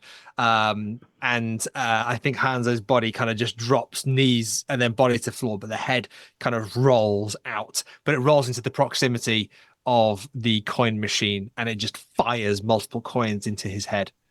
My goodness. Yes, that indeed is enough to distract a guy for a moment. He looks over at this horror. Luckily, because Neko is inside the shrine, can't see anything. Keiko is running off through the woods, probably couldn't see this. Takashi already in a bout, you don't need to make a sand roll. You are all protected from this, at least for the moment. For the moment. For the moment, as Hanzo gloriously is now all over the place. But it distracts Guy enough that he doesn't notice when Keiko will come soon. Neko, you perhaps heard something outside. I feel a disturbance in the force. Yes. As if It is, suddenly yeah. my nephew's head cried out in terror and suddenly went silent. Yeah, you're inside there. The saw's not in there with you anymore. What No, would you like to do? no. I am looking for anything with bright, shiny colored lights or some kind of fuse box, because I'm at least aware of what that is.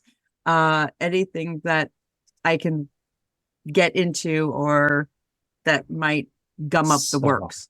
I think I'm actually going to ask for a luck roll from you. Okay. What that is.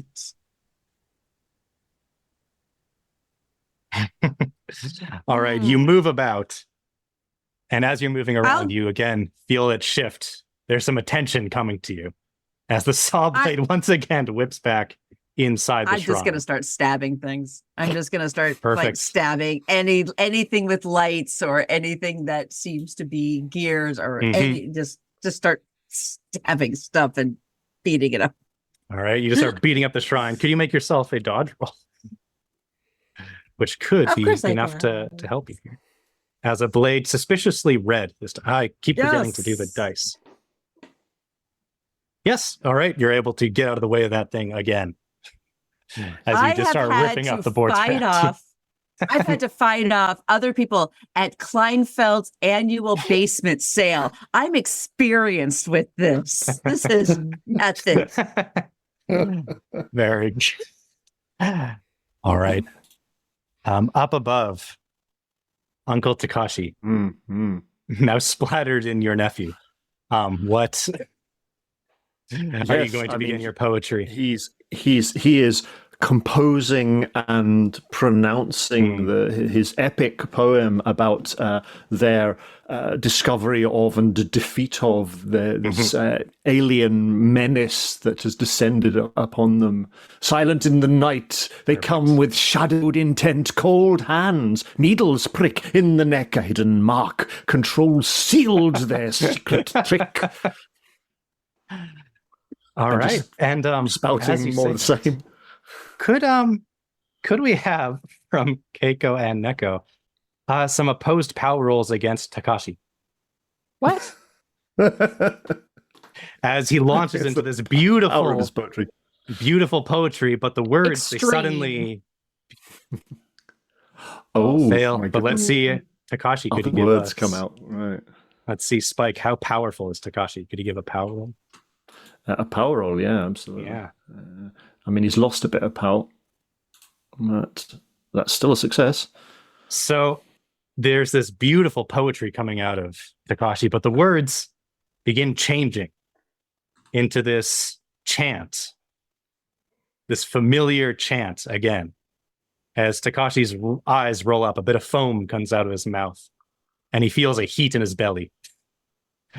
Luckily, Keiko feels that little bit of pull again, but your experience at this point means nothing to you anymore. Neko, you suddenly feel a tunnel vision, and you lose 8 POW as you tumble to the ground, unconscious within the shrine, a giant saw blade over your head. Is that roll pushable? I think that could be pushable. Can you push POW? I see no reason why not. How about push it? How about we get a push roll? If you like, of course, Heather. You don't need to. You're muted, Heather. Sorry. So yes, absolutely, because why not? I see this start smashing, and I kind of feel a few fling drops of red lifeblood hit my face, just enough time to turn around and see this, and I will attempt to to dodge and move and realize that my heel starts to break off on one side and it twists my body in not a direction towards the blade, and I am going to then try to pull a Neo, because it's the only thing left. between me and pain. And I'm better than that. So Right. So that's a reroll in the POW to see if you're here. Oh my goodness. Oh, your acrobatics. Oh. Yeah, Takashi's words, they don't even reach you anymore. This beautiful display. You're fine. You get out of the way. Critical. That blade as well, you're able to move out of the way, and it smashes into the shrine again, and it just begins ripping and tearing.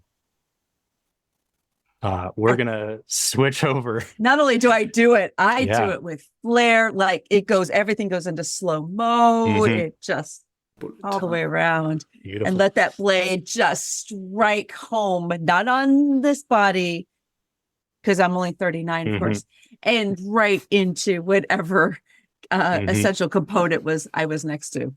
All right. Then we'll go over to Keiko. Keiko reaches Guy. You're hearing some horrible calamity behind you, but what will you do with Guy here? I want to try and tackle him to the ground and knock the device out of his hand. Can I argue for strength instead of fighting brawl? Because I'm not hitting him. And also, can I argue for a bonus die because he got distracted by Hanzo? Yes, you most certainly can do both of those. He is not concentrating. Extreme! Yes. Yeah. You just bodily blast him back. So we'll say it won't do damage, but it'll send him ass on the ground. His little box goes flying through the air. He's out of it. His thing's on the side. What's your next plan? Where are you going with this? I want to try and smash the device. Perfect. Because if I know from my brother, these things tend to be very delicate. They have to be because of all the little wires and circuitry and everything. So I'm going to try and smash it drive my foot down into it as many times as possible, hit it with a rock, whatever I got to do. I'm going to destroy this thing. Let's just do a straight strength roll again. Okay. Extreme. What is going on with Roll20? What the hell, Roll20? Yeah. Someone in the game is having a terrible time. Yeah. Sorry, we've taken all your good rolls. It's doing wonderfully for all of you -1, but then you just bring your heel down on it, and this little thing it just cracks, and you hear a guy give this horrible scream, but it buzzes in his throat and in your head, and it is a horrible sound. And they'll stand up and again to scream, and he begins sort of twitching, and then you hear a crunch, and his eyes just go flat. His head drops down, and crawling out of the back of his head, you see a number of sort of chitinous legs pull themselves out. And there's this thing full of sort of membranes and wings, and it screeches at you. You obviously have no idea what it's saying, but you can tell it is very unhappy with you. Very, very unhappy with you. And then it streaks right towards your face. Oh boy. Up to you if you would like to dodge or try and grapple with this thing. And you get the sense it's not heading towards you to maybe attack you. It's trying to head into you. You can feel its gaze pacing into your head. Oh, I failed my dodge roll. Is there a sanity roll for that?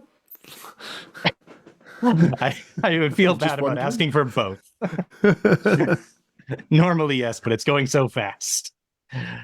It's a blur. It is a blur, but let's see how it does. Ooh. Wow. All right, well, it goes past your head.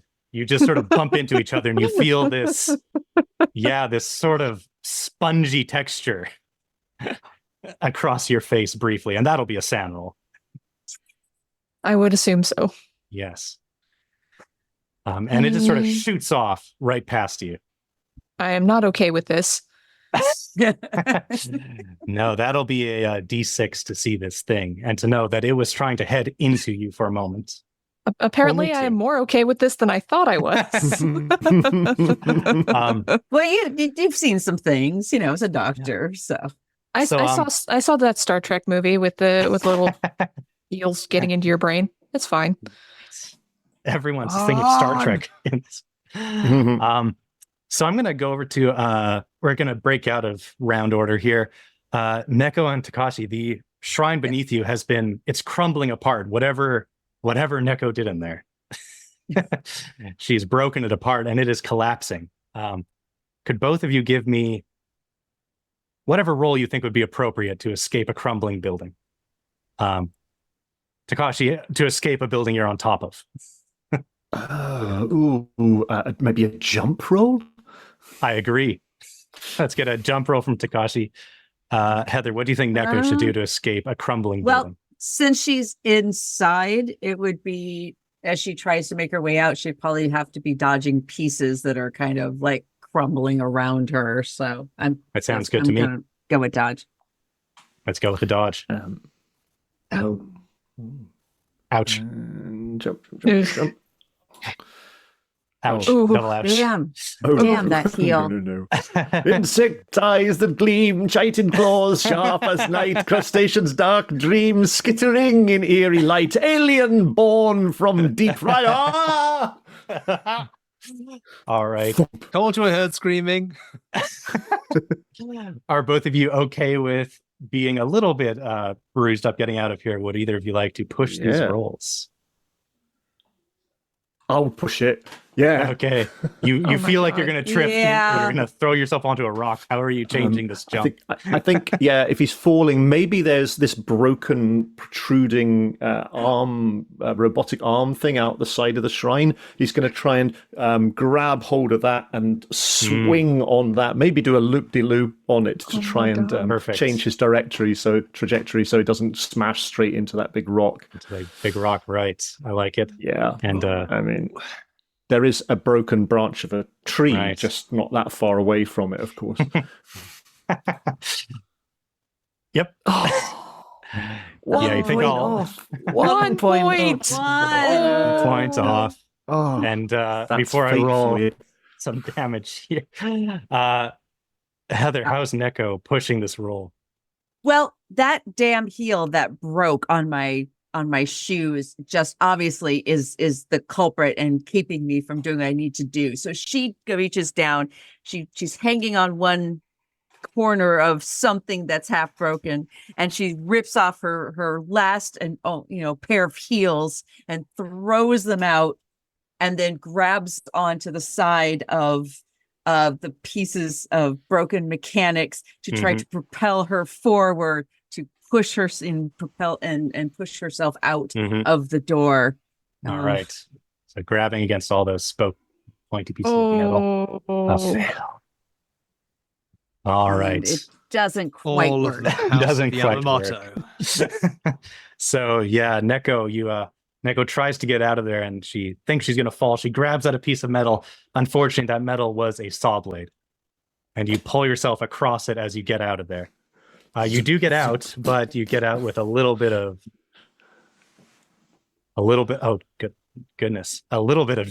injury. Quite a bit of injury. 6 damage. As I started with 9 hit points and was down to 5 at this point. Are you kidding? Auntie, welcome to the afterlife. The collapsing bits of building. Quick, mental attention. I guess I'll leave it up to Heather. How does Neko unfortunately not escape this crumbling structure? So as she claws her way forward, grabbing onto bits, one of the last things she grabs, of course, is the saw blade, which is incredibly sharp. And as she grabs to try to propel herself forward with all of her strength, the extremely sharp saw blades basically slice through her hand, throwing her momentum completely off as two of her fingers fall down to the base, and the rest hang just by a mere sheer threads of skin.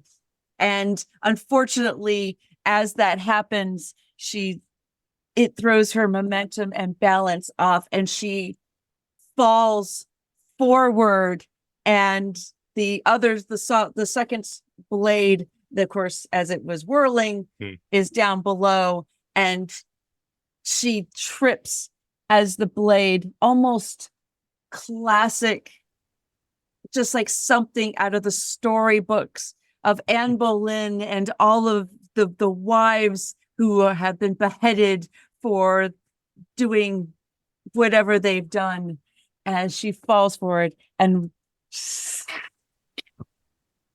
the head tumbles forward out, Perhaps escaping next to her nephew.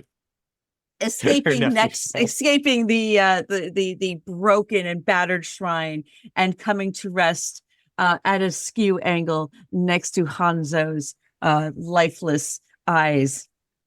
The family tradition. Her favorite nephew. Family tradition. Oh, her favorite nephew. You were my favorite nephew. I'm your only nephew. Of course.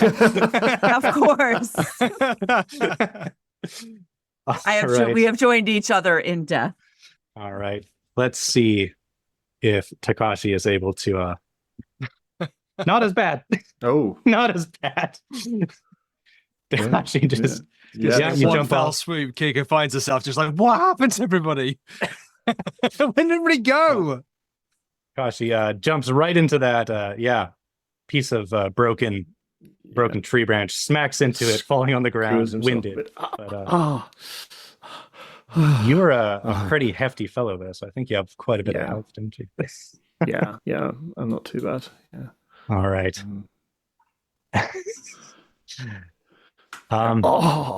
Ouch. Oh.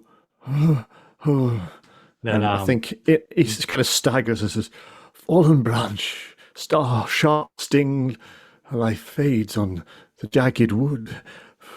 Oh, I'm right. I'm not dead. How am I not dead? Very good. Oh! See these two heads lying on the ground. Yeah, you scream at your family's heads. And then I will also ask Takashi for a dodge roll, please. Yes, of course. There's this dodge. Dodging is not my strong suit. I succeeded. All right, then you briefly hear this buzzing behind your head, and you move just in time as this thing skitters through the air, rushing past you. It scratches at the ground, and you just see these brief look of eye stalks staring at you with pure hate. And then it just rushes off into the woods with one last hateful buzz in your direction. And then there's silence. Until Keiko starts screaming once she looks up from destroying this thing and realizes she sees Hanzo's decapitated head. I think Takashi just sits on the ground cross-legged, rocking backwards and forwards. Yeah. Then as the light darkens, there's just this glow from the crystal behind your heads, and everything's nice and silent besides the weeping of two poor family members here. Keiko sobs even harder once she realizes that now there's actually going to be pressure on her to have kids, since she's the only remaining one on that side of the family. Oh, no. Used to be Hanzo's job. Nope, now it's me. Yeah, all the family pressure. Just they can't even blame Aunt Neko for being anything anymore. Well, I don't have to worry about bills anymore. That's probably a good thing. Yeah. So just to wrap up the two of you in this situation, once Keiko and Takashi collect themselves as best they can, what do the two of them do? Do they leave this place? Do they try something else here? Do they call authorities? Gonna bandage up Uncle Takashi, and then try and smash that crystal with all the fury and rage that I have from losing my brother. Auntie Neko, okay, yeah, she was family, but we literally just met. Losing Hanzo, her twin, was the kind of shattered her a bit, so she's just going to throw everything she has into smashing that crystal. Perfect. While Keiko's doing that, I'm going to sort of see if I can scavenge anything to make some sort of a stretcher so we can carry their bodies back down the trail again. Very good. Perfect. And yeah, Keiko, Takashi, how are we going to explain this?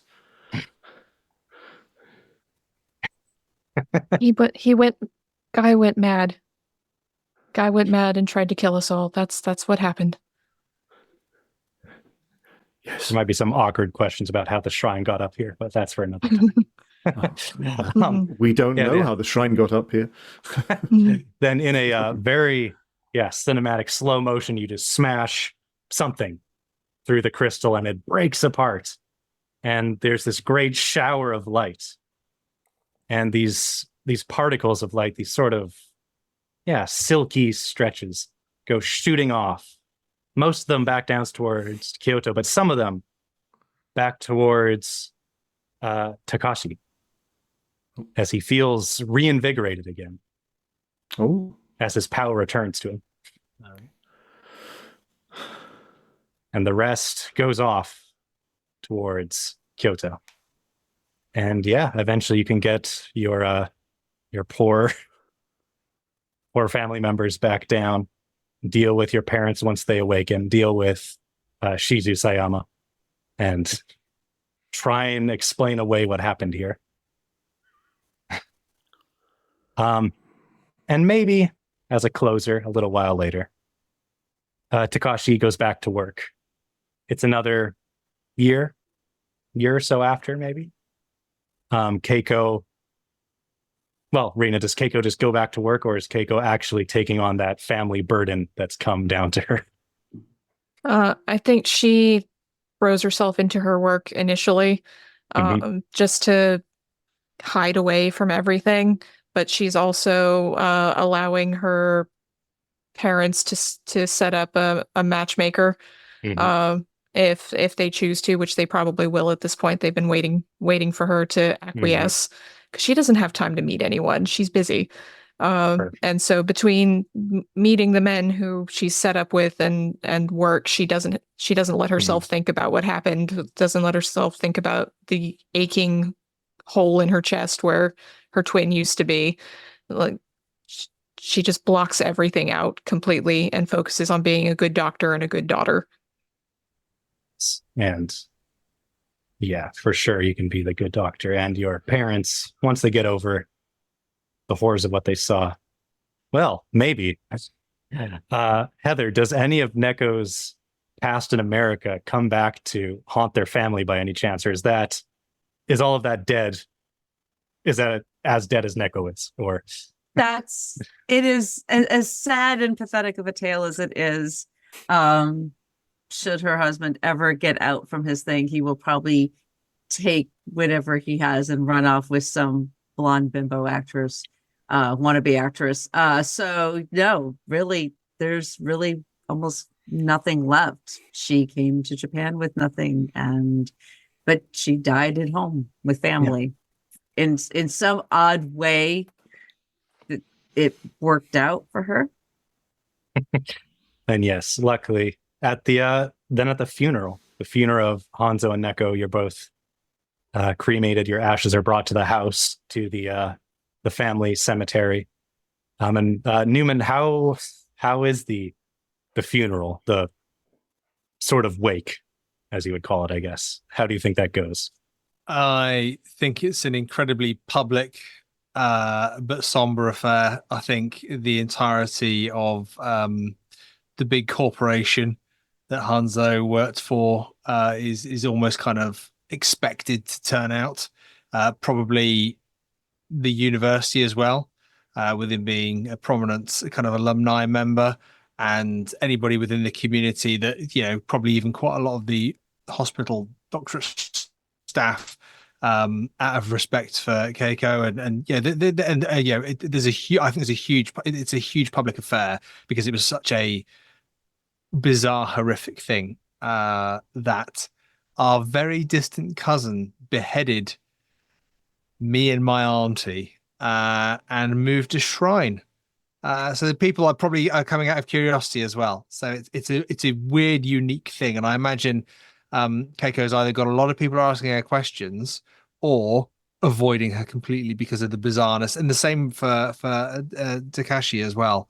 Either asking lots of questions or keeping their distance because it's such a weird thing that people are talking about in private. Yeah, but I imagine there's an office named after Hanzo now. It's like he always dreamed. Yes, the everything he wanted. If I I may, sorry, Heather, go ahead. I was just going to say, I'd like to think that privately, Neko's father actually takes a moment, or just a very brief moment, when no one else is around, and actually weeps a couple of tears, knowing he and his daughter were never able to make up. So, just a little something. I think if I may as well, Takashi tenders his resignation and the corporation, and he enrolls in art college to study poetry and artistic writing. And he, I think, at the funerals, he will, for the first time in front of the public, when he's not out of his mind anyway, he will speak some poetry about Hanzo and about Neko, and maybe it's all right, maybe it's not that bad. Certainly from the heart. So beautiful. And as a closer, as Takashi is up there giving a very poignant poem, his words begin changing, and he begins a chant, and then fade to black. All right. This is what you get for swallowing the evidence. Excellent. Never did poop it out. No, it never passed. No, Well, must have got stuck in the duodenum somewhere. JR, can I say a huge thank you? That was fantastic keeping. Yes, Great thank you. scenario. That was fun. Thank you. Absolutely. Very much. Very much all for playing. That's But the also first time just- I've died Is it? in a scenario. It's the first time I've died in Oh, a wow. Cthulhu mod. They kill me all the time, Heather. Literally, they kill me all the time. No, that's tradition for you. That's tradition. This is my first time, and it was so beautifully done and so epically done. So thank you for that, JR. cool. They were. Very, Yes. very great. Very nice. Just there's a couple of things. So obviously we're all gonna kind of say our thank yous and goodbyes in a moment, but just before we do, and I'm happy to start to give people some thinking time. It's such a great scenario, and it's great. I haven't played any of the kind of Japanese scenarios, so thank you so much for running it for us, JR. It's been an absolute treat. Can I ask everybody just to think, and this is going to be really annoying because we'll obviously say the things that we want to say. What was there one thing for you, either with JR's great keeping, maybe it was a character moment, maybe it was something with the scenario? What was for you the thing that you really enjoyed? I'm happy to go first, but if someone would like to jump in, no one's jumping in. I'm going to go for it. JR, I'm going to ask you as well. So running this, JR, as the keeper as well, I'd love you to be able to kind of say something that for you is like, yeah, this is the thing I loved. Of course. I think the fun of it. So there's loads of stuff I loved with it, and love playing with you guys. Absolutely wicked. What a lineup of guests. So thank you so much for coming on. I think the thing I loved that I wasn't really expecting was like when the shrine all went proper manga, Japanesey, organic machinery. Totally not expecting it, but it worked so well. It was like a proper joy moment when it happened, as opposed to it being like a what? It fit. So yeah, I really enjoyed that. Really loved that. Heather, anything for you? What jumped out for you? For me, it was the freedom to be able to go full dramatic. And having, especially with Japanese, it's all about, honor, and it's about respect and respectability and holding to that, and being able to kind of go for the much more dramatic side of things, very almost, you were saying, the anime kind of style, the manga kind of style, where you'd almost see, the little teardrop come down, or the some of those expressions that you see in print. Yeah. For those were fantastic. But I love how, JR, I love how you right at the right time kind of knew when we were going to start when we kind of had that piecing it together, and it was ready to, okay, they've kind of figured out just enough, and now it's time to take it in this crazy direction. It was just at the right time. So that was fantastic. Cool. Thank you, Heather. Rina. Well, other than Roll20 being choice with the massive loads of extremes and then a perfect fumble for you. It was. I really loved the what the fuckery at the beginning, where it's like, you passed out. By the way, you just lost, was it 12 power or something like that? Just that. Yeah. All of a sudden you're really in for it. Just that moment there, and the way you delivered it, JR, was really fantastic, because it was just kind of casual and just, oh, by the way, you lose this amount of power, and we just go, what? So I really enjoyed that. There were a lot of those little moments throughout the scenario where things are just kind of fairly normal and going about it, and you almost kind of forget you're in a Cthulhu game, and then all of a sudden there's that little bit of what the fuckery. And your delivery is fantastic for those moments. Yeah. Yes. Brilliant. Thank you, Rina. Spike. Yeah, I mean, what can I say that hasn't already been said? I really enjoyed the opening setup, where we were given an opportunity just to sort of relate to each other, build those relationships between the characters. Excuse me. And then the immediate flip into the what the fuckery.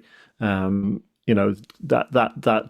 big bang right at the start to kick us into gear, and then reeling from that, try work out what's going on and piecing the clues of the investigation together to come at that wonderful moment when we are up in the hills, confronting this guy with his weird machine, and then suddenly, what the fuck is that?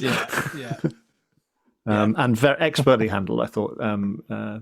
JR, I thought that was, you managed to get the pacing was really good, and bringing us to the different kind of highlight points as well. I thought, very much enjoyed it.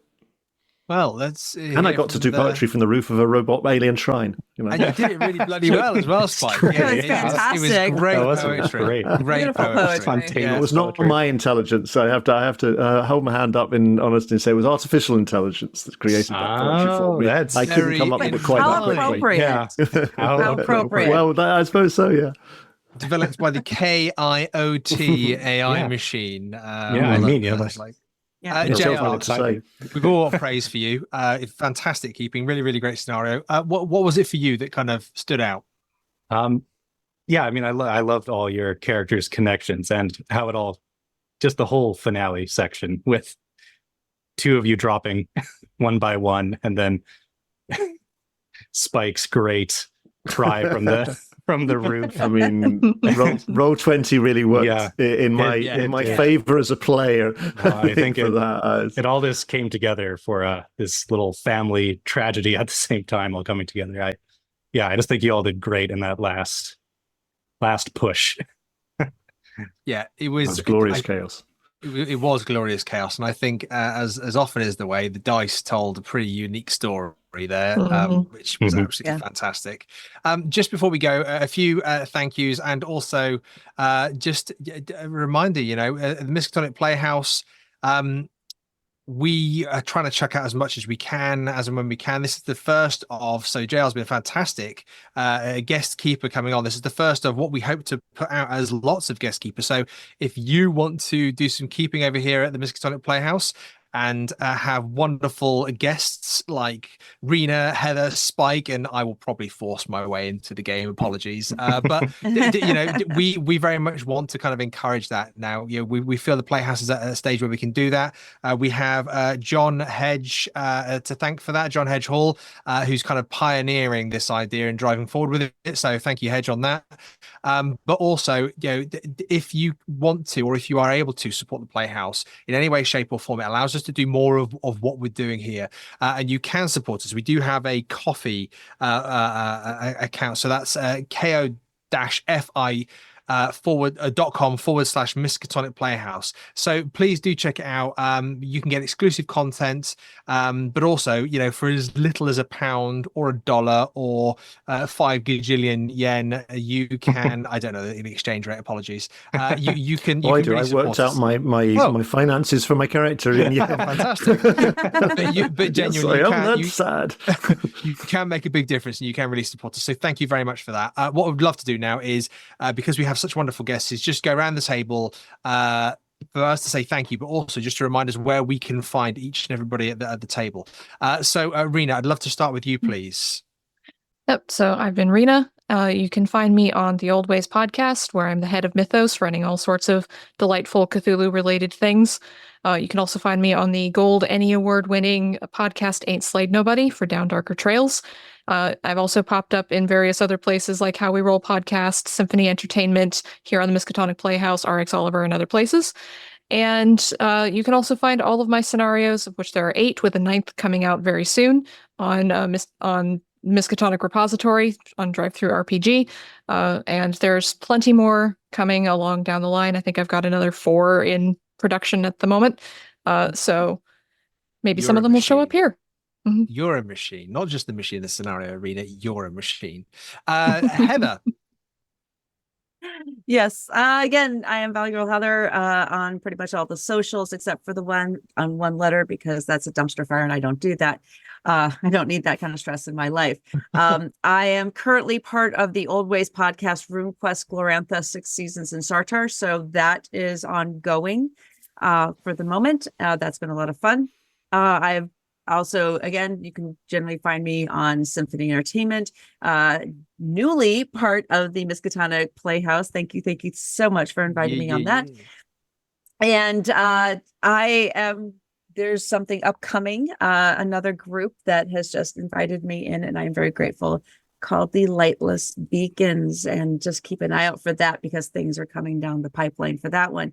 Other than that, I will be, I think, my next convention will be at Gamehole Con. I will be there in a few different capacities. So I go to several conventions throughout the year. So please always try to find me. And hopefully with a few other projects that are coming down the pipeline, I will soon see my name along with some amazing other talent together up on through the Miskatonic Repository, up on Drive-Thru RPG. I'm not going to say much because I think Rina has basically sworn me to secrecy, but let's just say I'm working with some of my favorite humans on the planet. And for anybody going to Necro in the next week, I'm jealous as hell. I love you all, though. Thank you, Heather. And Spike. Thank you so much for inviting me along. It's been an absolute blast. I've had a fantastic time. So thank you. If you want to hear me, you can do so from time to time on some other actual play podcasts. The Old Ways, where Rina and I were when it was running on Passengers on the Orient Express. And I think that's still available. And also I've done little bits and pieces on How We Roll and Ain't Slayed Nobody and the Apocalypse Players with a fantastic run of Crimson Letters, which was a huge amount of fun to do. And also on Symphony Entertainment, where Newman and I recently did a little bit of Vason, which I think is probably still available on YouTube somewhere.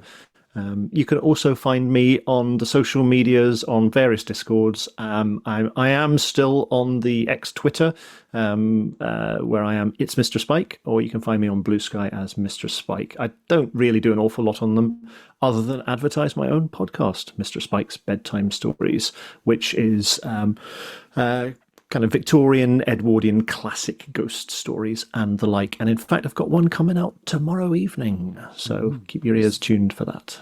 Spooky. And JR. Thank you everyone for playing. You were all great. That was a great group. And obviously thank you, Newman, for letting me on, and Hedge as well for letting me run this, and Steve hiding in the ether running everything here. And also I forgot to say thank you earlier to Lom, who wrote the scenario, as well as Byoshidan Ako, who are his or their partners. This scenario will be out soonish on Drive to RPG, translated into English. So look out for that eventually. Otherwise, you can find me on MJR RPG on all the socials or on a website. And I have some stuff on Drive to RPG. Just look for Michael Reid and you'll find it there. Amazing. Thank you, JR. And quite rightly, a huge thank you to Steve, our fantastic editor who's looking at the backgrounds, kept us running all night. So thank you so much for him, because without him, none of this is possible. And I'm TA Newman. You can find me at TA Newman on pretty much all the socials, mainly in the Miskatonic Playhouse and Miskatonic Repository Discords, and on Facebook. And I've written a few things which you can probably check out with some new stuff coming out in the near future. But on that note, we want to say thank you and good night until next time when the curtain rises again. Goodbye all.